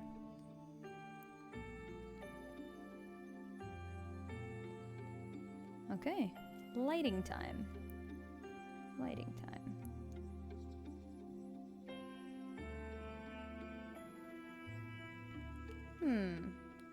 Where are we gonna put the lights? Let's see.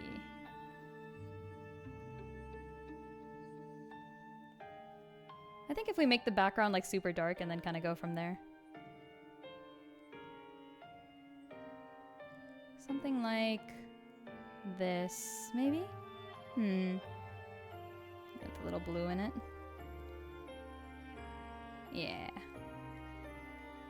And then let's take all this stuff and group everything and it'll be good. I'll start lighting things up. Like Lute would. Yay! We like a little arson around here. Just a smidge. It's a tiny bit. Okay. How do you think the tomes work in FE? I'm assuming you guys have seen the old, there was an old comic by Brawl in the Family, I think?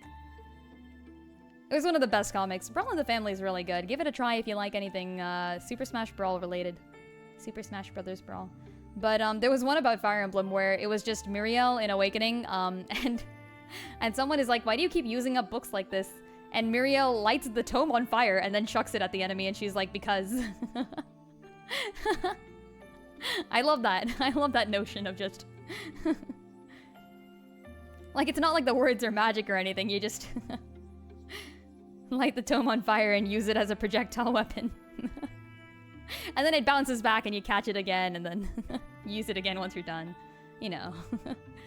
Because you've got, what, like 30 uses out of it before it goes away. But realistically speaking, I think we know from different games that tomes should work in very specific ways. So in the GBA games at least, Nino talks about memorizing the words that she hears her mother say and then just using them to do magic. So apparently she needs to be holding a book, but she does not need to be reading the words from the book. She can potentially just memorize her mom's words. So I think the book itself must be made out of some material that is potentially magical. In Radiant Dawn and Path of Radiance, Soren talks about making a contract with spirits and stuff. Soren has not done this, but people can do this, make contracts with spirits. And apparently being able to speak in the ancient language is necessary to cast magic. So I think it's those words are potentially in the ancient language. and that one must memorize those words, or be able to read them directly from the source. The magic books themselves are probably written in the ancient language. And then they must also contain some power that you are using to, like, cast the actual magic. So there you go, that's my study on magic. It's just a flammable substance in the rough shape of a book. Yeah, it's like a flint. It's like a giant flint. It's like a stick of dynamite or something. There's like, toss this! Be hilarious, wouldn't it?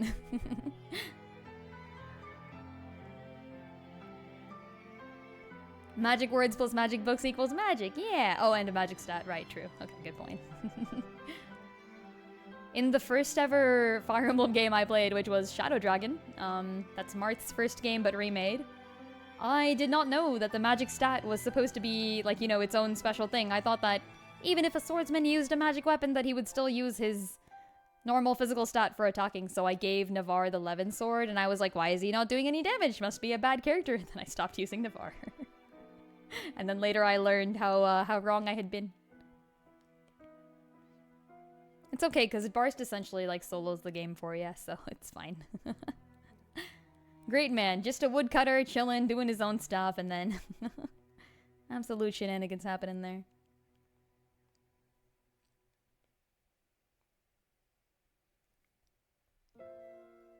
That is one nice thing about the GBA games. Well, I mean, they still do share, like, there is a Levin sword somewhere. I guess the wind sword is a Levin sword, maybe? Potentially? Like, it's got the same mechanic of having magic weapons, doesn't it? And if it does have magic weapons, it would use... Oh, wait. No, yeah, they don't have shared stats. Or they do have shared stats, don't they? Huh, good point, good point. I forgot about that. Yeah, I guess there must not be magic weapons. Fair enough. Fair enough, indeed.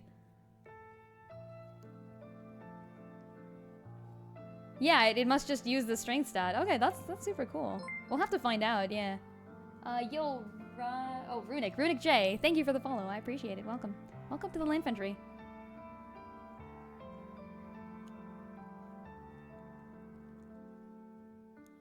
Were there any? There were not any Levin swords. Yes, okay, My perception of the older games has been warped by my playing the newer games. I was just lamenting the fact that Thunder is not 3-range anymore. And I'm like, oh yeah, that was only an engage. But just, it felt so right. It felt so nice to have a 3-range magic tome that I could just use. Ugh, I wish. There's a rune sword? Oh yeah, true. True. But like, I don't know, I just want like a 2-range sword. Like a normal, physical 2-range sword. I don't need the magic part, just... Give me a proper sword. That would be nice. That'd be mighty kind of them. They're not gonna do it though. They don't care about us like that. Also, swords have to be nerfed because they're already so good. Sometimes. Not a lot. Sometimes. Okay, let's do this. We'll do some red lighting. And we'll start here.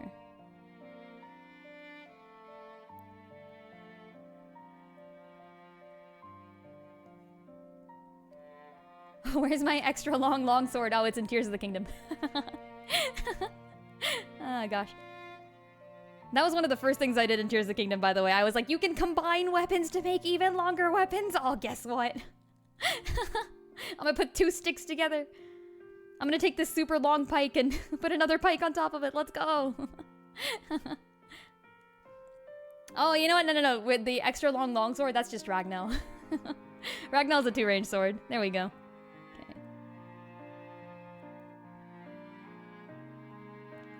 They had the perfect chance to make knives. Yeah, they could have just used knives.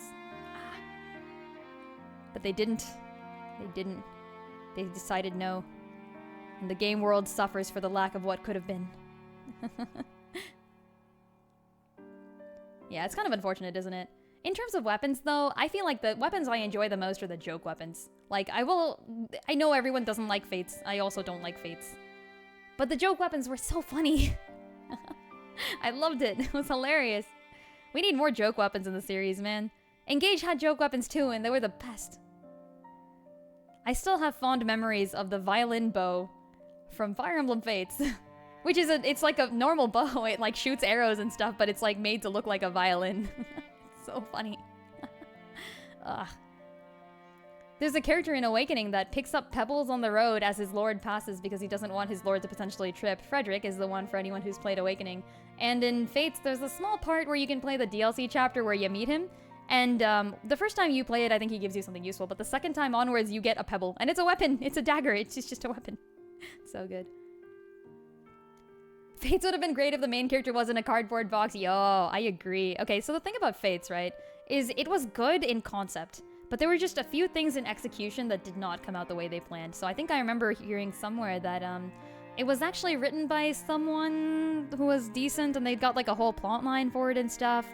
And then eventually, like, when the implementation happened, they kind of lost out on some of the details that they were originally looking for, and then by then it was too late, and yeah, stuff kind of just... Like, certain parts of the plot really don't make any sense, if you know what I mean.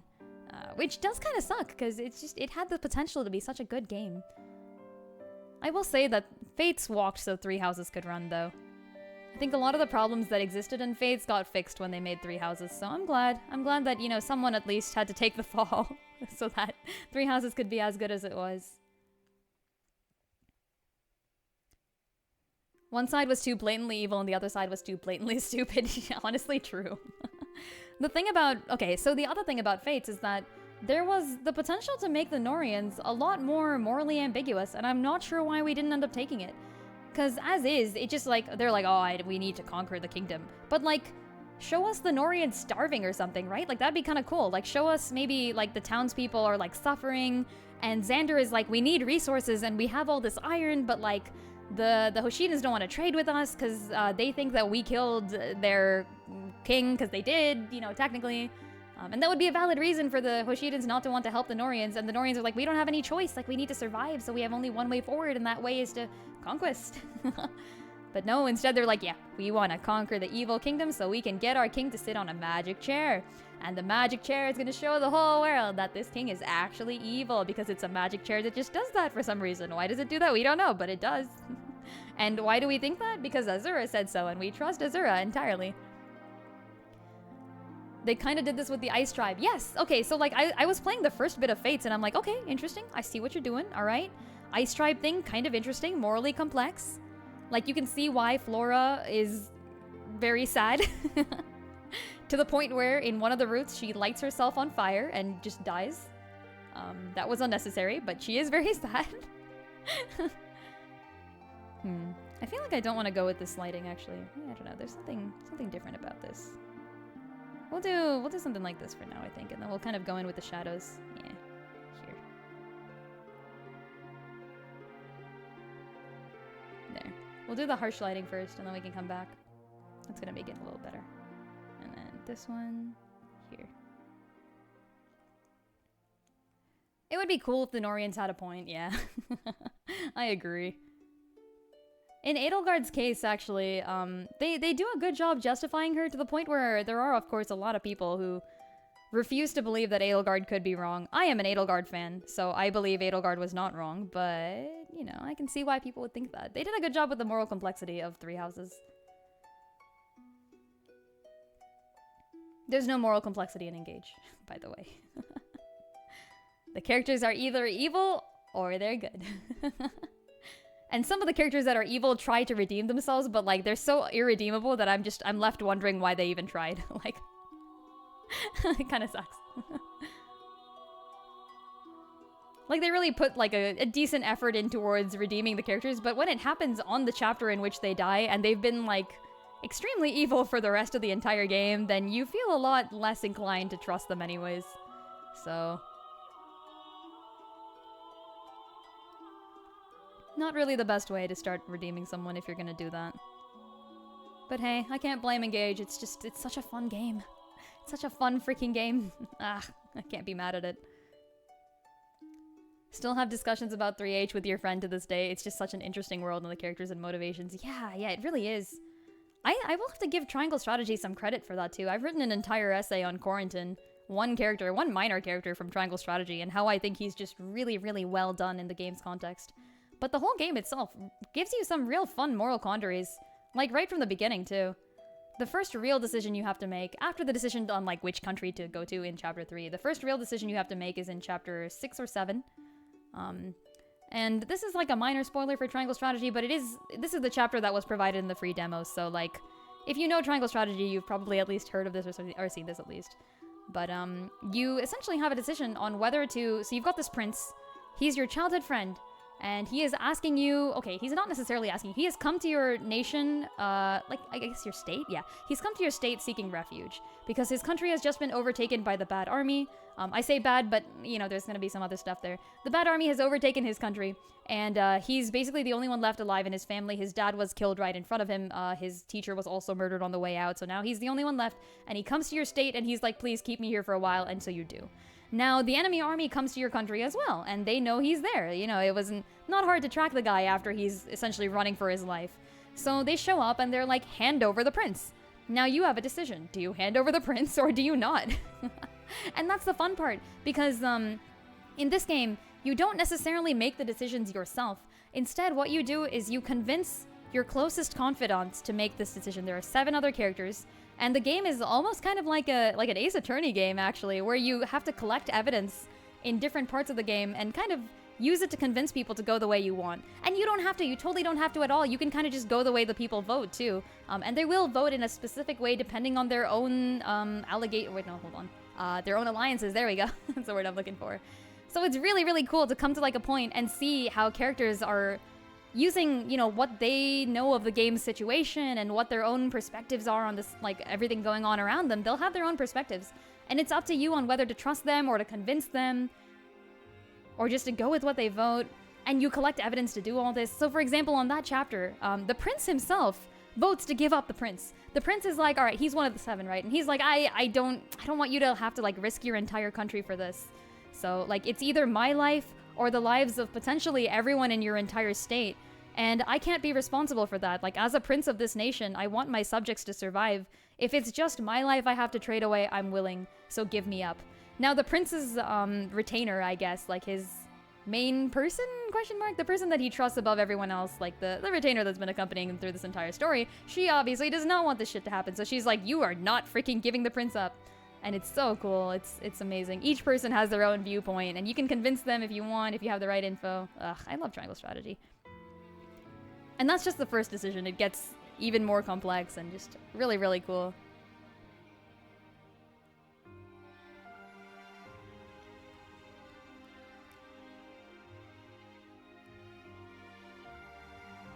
Of course, by the end, you kind of, you've made your allegiances and usually you stick to them. So, what can I say?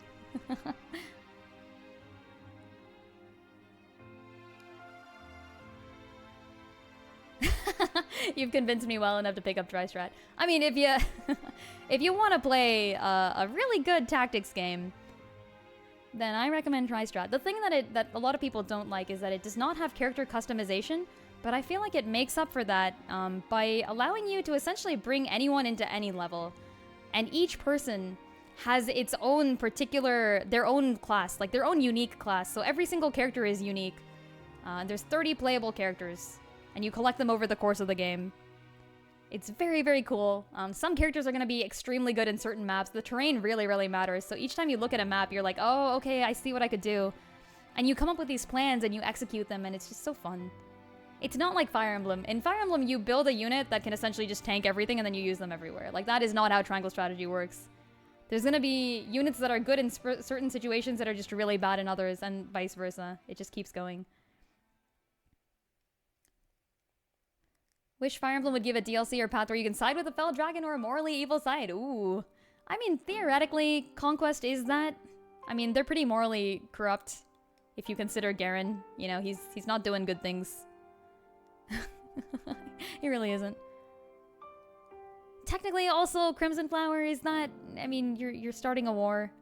But honestly, I agree with Edelgard, so I can't even... Like, if I was... I would be siding with Edelgard 100%, so... Okay, go with this for now. And... here... Siding with Edelgard is goated? Heck yeah. Everyone should side with Edelgard. No, I'm kidding. This stream is famous for being mean to Dimitri, but I do like Dimitri. I think he's a good character. He's just not my type of character at all. I'm not a not a Dimitri fan. But I can see why everyone loved him. I can see why he's so popular. He's very well written, not the type of character I like. Side where my Rhea stands at. No, don't do it. Don't side with the dragon lady. Side with Edelgard. She's cool. She wants to implement a meritocracy and government funding for education. These are things she discusses in her supports. It's actually really cool. She's got a plan. She doesn't just want to take over the world. She wants to unsuppress technology and potentially give people like take away the whole crest system. I think that's what she's aiming towards. She doesn't necessarily, she's not said to have achieved it, but it is something that she probably achieves considering all the other discussions that she comes up with during the course of the game. It's very cool, yeah. Man, I'm kind of sad I never actually finished Scarlet Blaze, the Three Hopes version. I did want to get to that eventually. I just never had the time, never got around to it.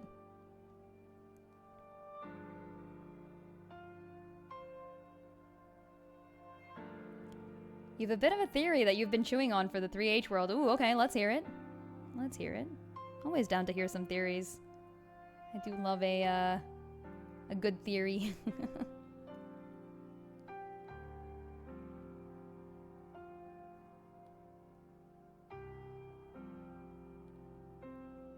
Okay.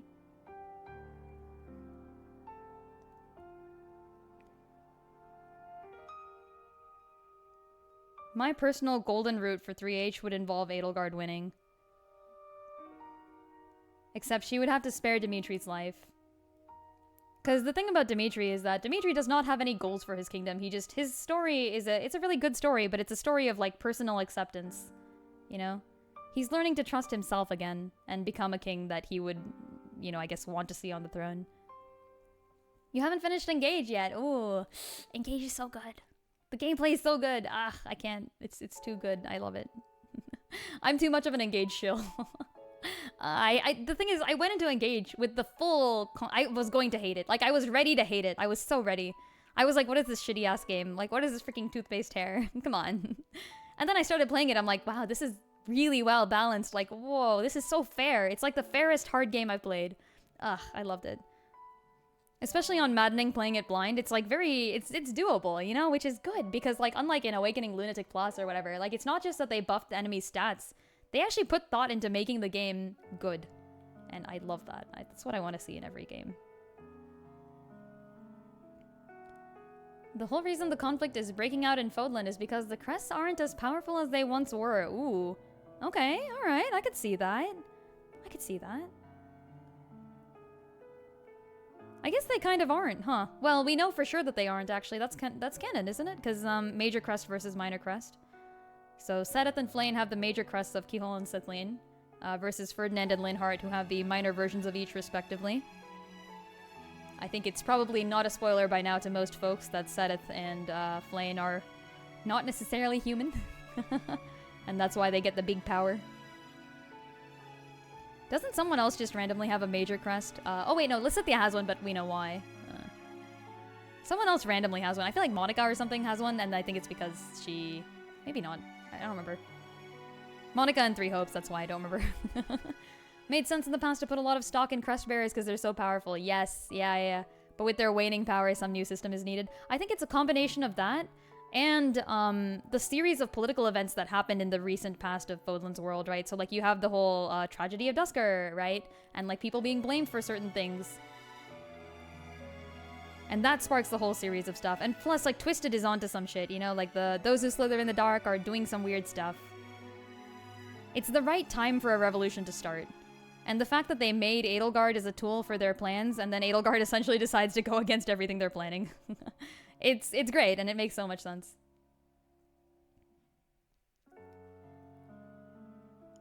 Of course, she works with them first, and that's the fun part.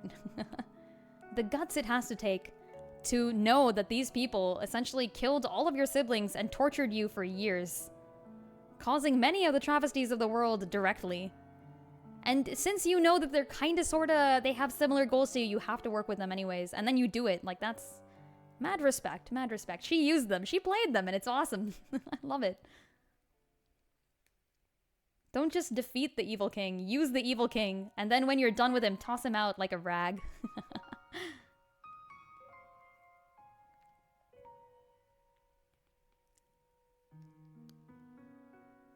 And there's also the folks like Caspar and all that, right? Where like Caspar's older brother does not have a crest or anything. But because he's the older sibling, he's just gonna get everything. And Caspar knows it. And Caspar doesn't actually like care, because he's a nice guy. But Edelgard is like, that don't seem right. You work really hard, what the frick?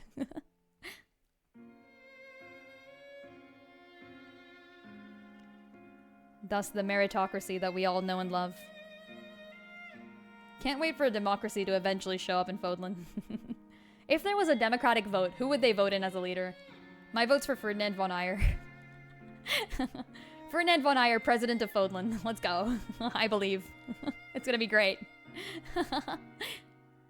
She did the opposite in hopes. Yeah. Oh, true. True. Whee. You have heard a certain rabbit has returned. Ooh, is Dust back? Gasp. Wait, that's early, isn't it? I thought Dust was only coming back on like Wednesday. I didn't even check because I thought Dust was coming back on Wednesday. A wild Dust has appeared. Maybe, maybe not. I don't know. She will stream on Wednesday, maybe? That makes sense. That makes sense. The wild Dust will indeed do as Dusts will. Float upon the wind.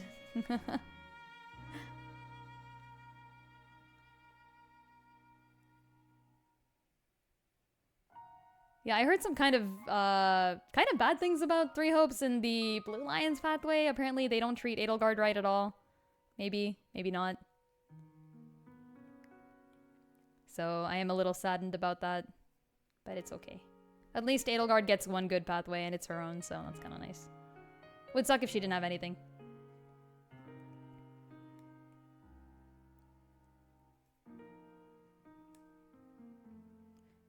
Yo, thank you for the posture check. Let's do it.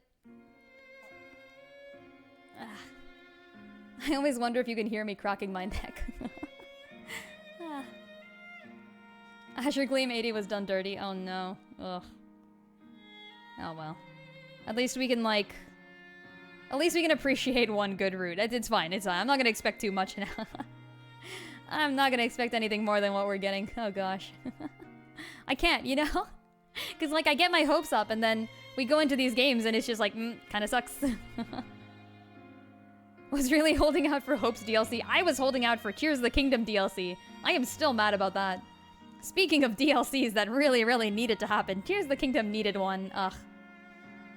Was that your neck? Yeah, my neck is snapped. It's too bad. I'm dead now. It's fine. Spirit Track Zelda can come back as a ghost, so can I.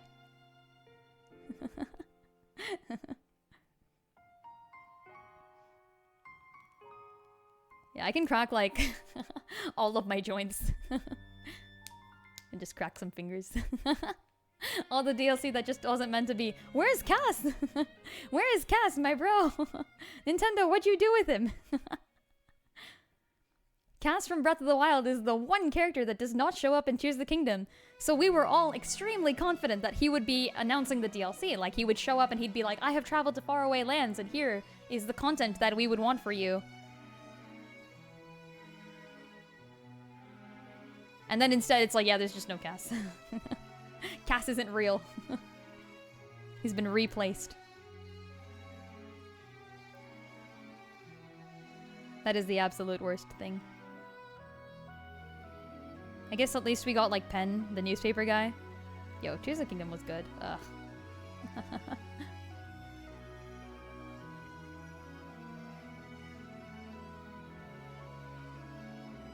Was the ouch in response to the cracking of knuckles? In which case, yeah. That's how we do things around here. With my creaky joints.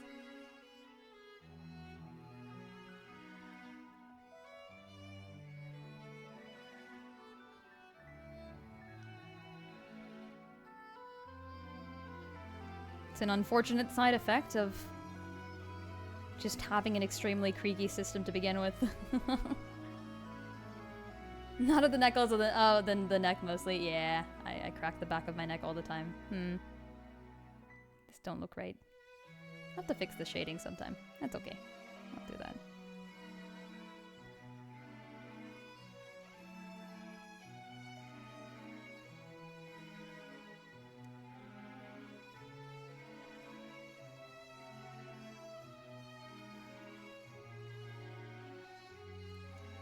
You can crack your elbows in a weird way. Ooh. Does it hurt though? Like hopefully it does not hurt.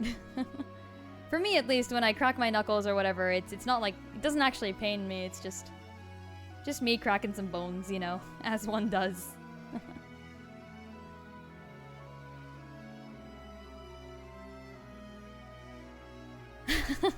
The lemons on the road?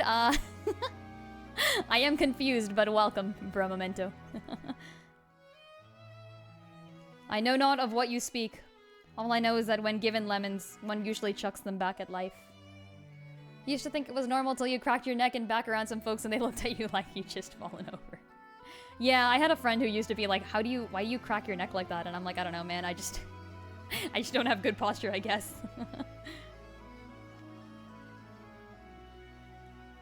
Kinda sucks, doesn't it? Sometimes you wish you had good posture, but then nope. You own 39 lemons for the conscious sake of it. Man, that's a lot of lemonade you could be making. I'm just saying. Just saying. Or some key lime pies, but with lemon. What is it called? Key lemon pie? Can you do that? I feel like that's a thing. Unless the lemons are actually failed cars, because isn't that also a thing? Like lemons as fake cars? No? They bark most times, but sometimes they meow. Sounds like a car lemon. Sounds like you should take your lemons to the vet and see what's up. Lemons eating or drinking lemonade is cannibalism? I mean, if birds can eat birds, right? Like, why not?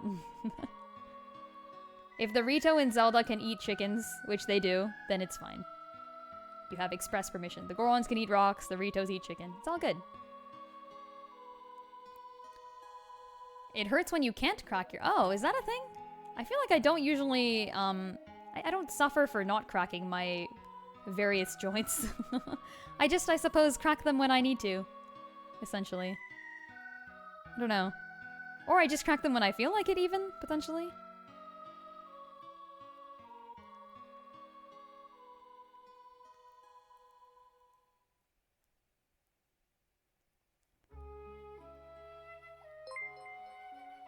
Also, they make one-figure checks. They're very important to you and your entire generation of family members. Ah, a very lemony family. There's a song called Lemon Boy. I feel like you'd appreciate that. Think of all the fish you could put lemon on. I mean, it makes sense to me. That's like a thing, right? Ceviche is like a shrimp/seafood thing with lemon. I know my cooking. I know a vague bit of cooking. Okay, there's our light layer. And then we'll put the big lights. Ceviche is delish. Yeah, it looks really cool. I can see the flavors pairing up. I can understand where they got that from. Oh, whoops, wait, I forgot the shadows. Oh no. Let me do colors first. There.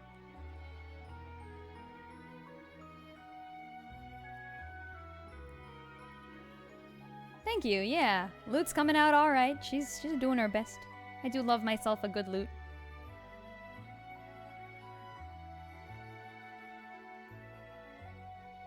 Recently, your orange turned into a lawyer. Just make sure that it doesn't turn into Trump. As long as you do that, you'll be fine. Hopefully the lawyer orange was not too annoying. Hey, good old internet meme. Been a while since I've heard that one. Oh gosh. People here remember annoying orange? No? Just me? Alright.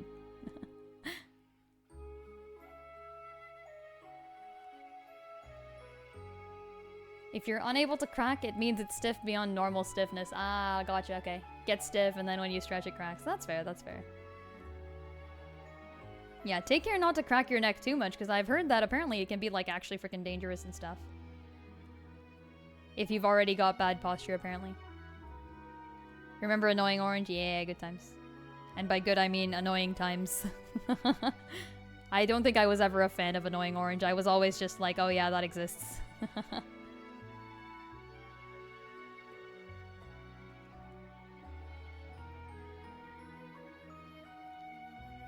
Annoying Orange has some surprising people these days don't know Annoying Orange, right? Like, that's not an actual thing now.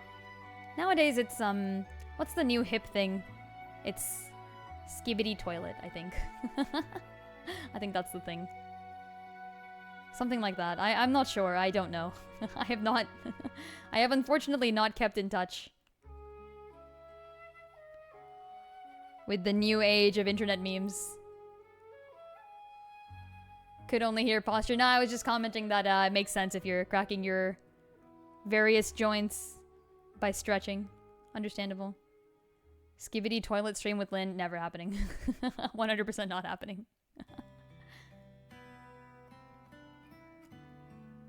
Might get your orange a DNA test. Ah. Conquered many nations and had many children. Alright, so Genghis Khan going on in here. I'm down. I'm down for an orange con. 100% not happening. Skibidi toilet is not a thing I will ever be doing anything with at all. Okay, we've got more shadows on our loot.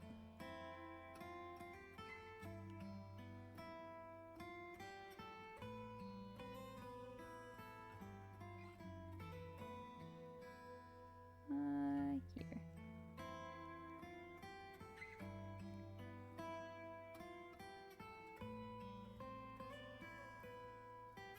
Okay. Oh, and maybe like a little bit more here for now.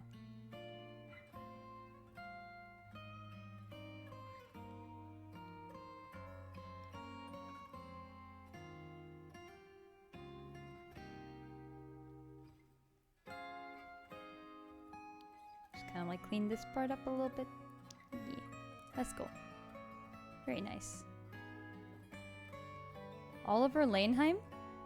I do not know who that is. Who dat?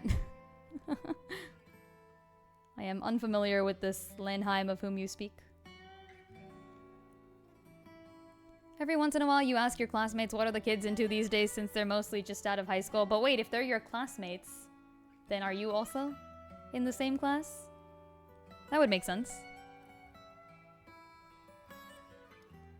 Wait, in that case you should be more up to date. Teach me your ways.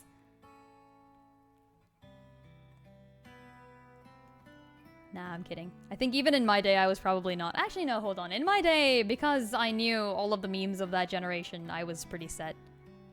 Bit older than them. Totally cool. Totally cool. In that case, I sympathize. Usually the thing goes where you're like, what's up? Oh, did a few things. Oh, that's super cool. Nice. I remind you of your aunt? Oh, damn. That makes me feel old. Understandable. Have a nice day. Is she the VA for FEH Lute? Oh. Maybe. I don't know. I have no idea. I'd have to look it up. She's not that old. Okay, good to know. Good to know. Very nice. I like being not that old sometimes.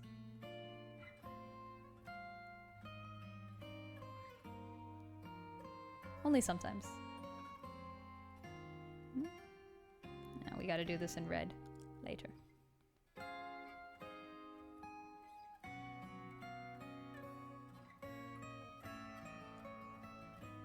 Posture check. Why, thank you.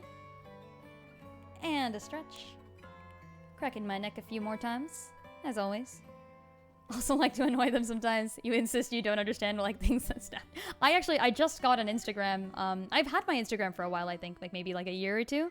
But I just started uploading to it recently. Like properly uploading and like concentrating on things and making reels. Did you know that's a thing? I just realized. I just learned that reels exist and you can like make them and stuff. So now I have a reel. I have one reel.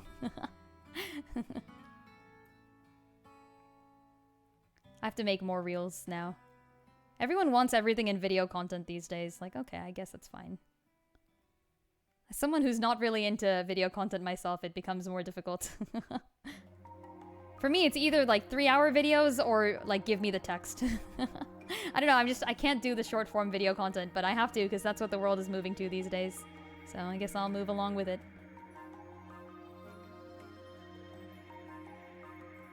Reels are real. Reels sure are real. They reel you in too. That's why they're called reels. That's what we've learned. Can never focus when you draw. That's valid. I usually listen to like a podcast or something when I'm drawing. I've been listening to some old lecture series. I listen to like a podcast or two in the middle.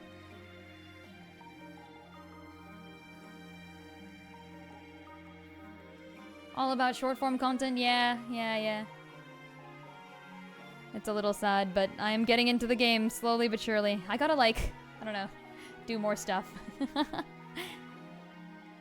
Just separate the 3-hour video into 180 separate 1-minute short videos. They're gonna start and end at the middle of sentences. It's gonna be terrible. That'll be hilarious though.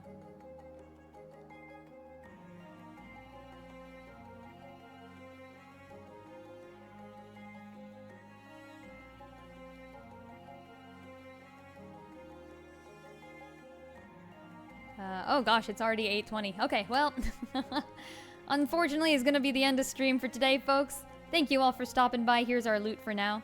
She's looting around. She's getting ready to loot the enemy's corpses. Literally what's gonna happen. But yeah, thank you everyone again for stopping by. I usually stream tactics games, in fact, so I'll be back tomorrow and the day after at 5 p.m. PT. I will be playing, I was about to say Triangle Strategy. That is not what I'm playing. I'm playing Fire Emblem Sacred Stones, in which our loot has been absolutely wrecking shit, so felt like I had to give her a little bit of a payoff and draw this for her. She's a great character. I love her. And yeah, if you haven't given me a follow or anything, I do appreciate the support, folks. Thank you so much. And we've got a Discord too if you want to join that. Check it out. It's !Discord on it. Tomorrow is the big day. The poll for whether or not I'll be going back and doing Ephraim Route now ends today. So place your votes by the end of today. It's in the polls channel on Discord. Yeah, if you type in ! You'll get that link. What else is there? That's about it. We'll see tomorrow whether I'll be doing Ephraim Route or if I'll be going straight on with Arca Route and finishing off. Yeah, I'll hope to see you around later. Bye, folks. Who are we gonna raid today? Let's see who's doing a stream. Who is doing a stream today? No Dust today, I think. Errant is streaming today. Let's go ahead and give Errant a raid, and I will see you all later. Bye.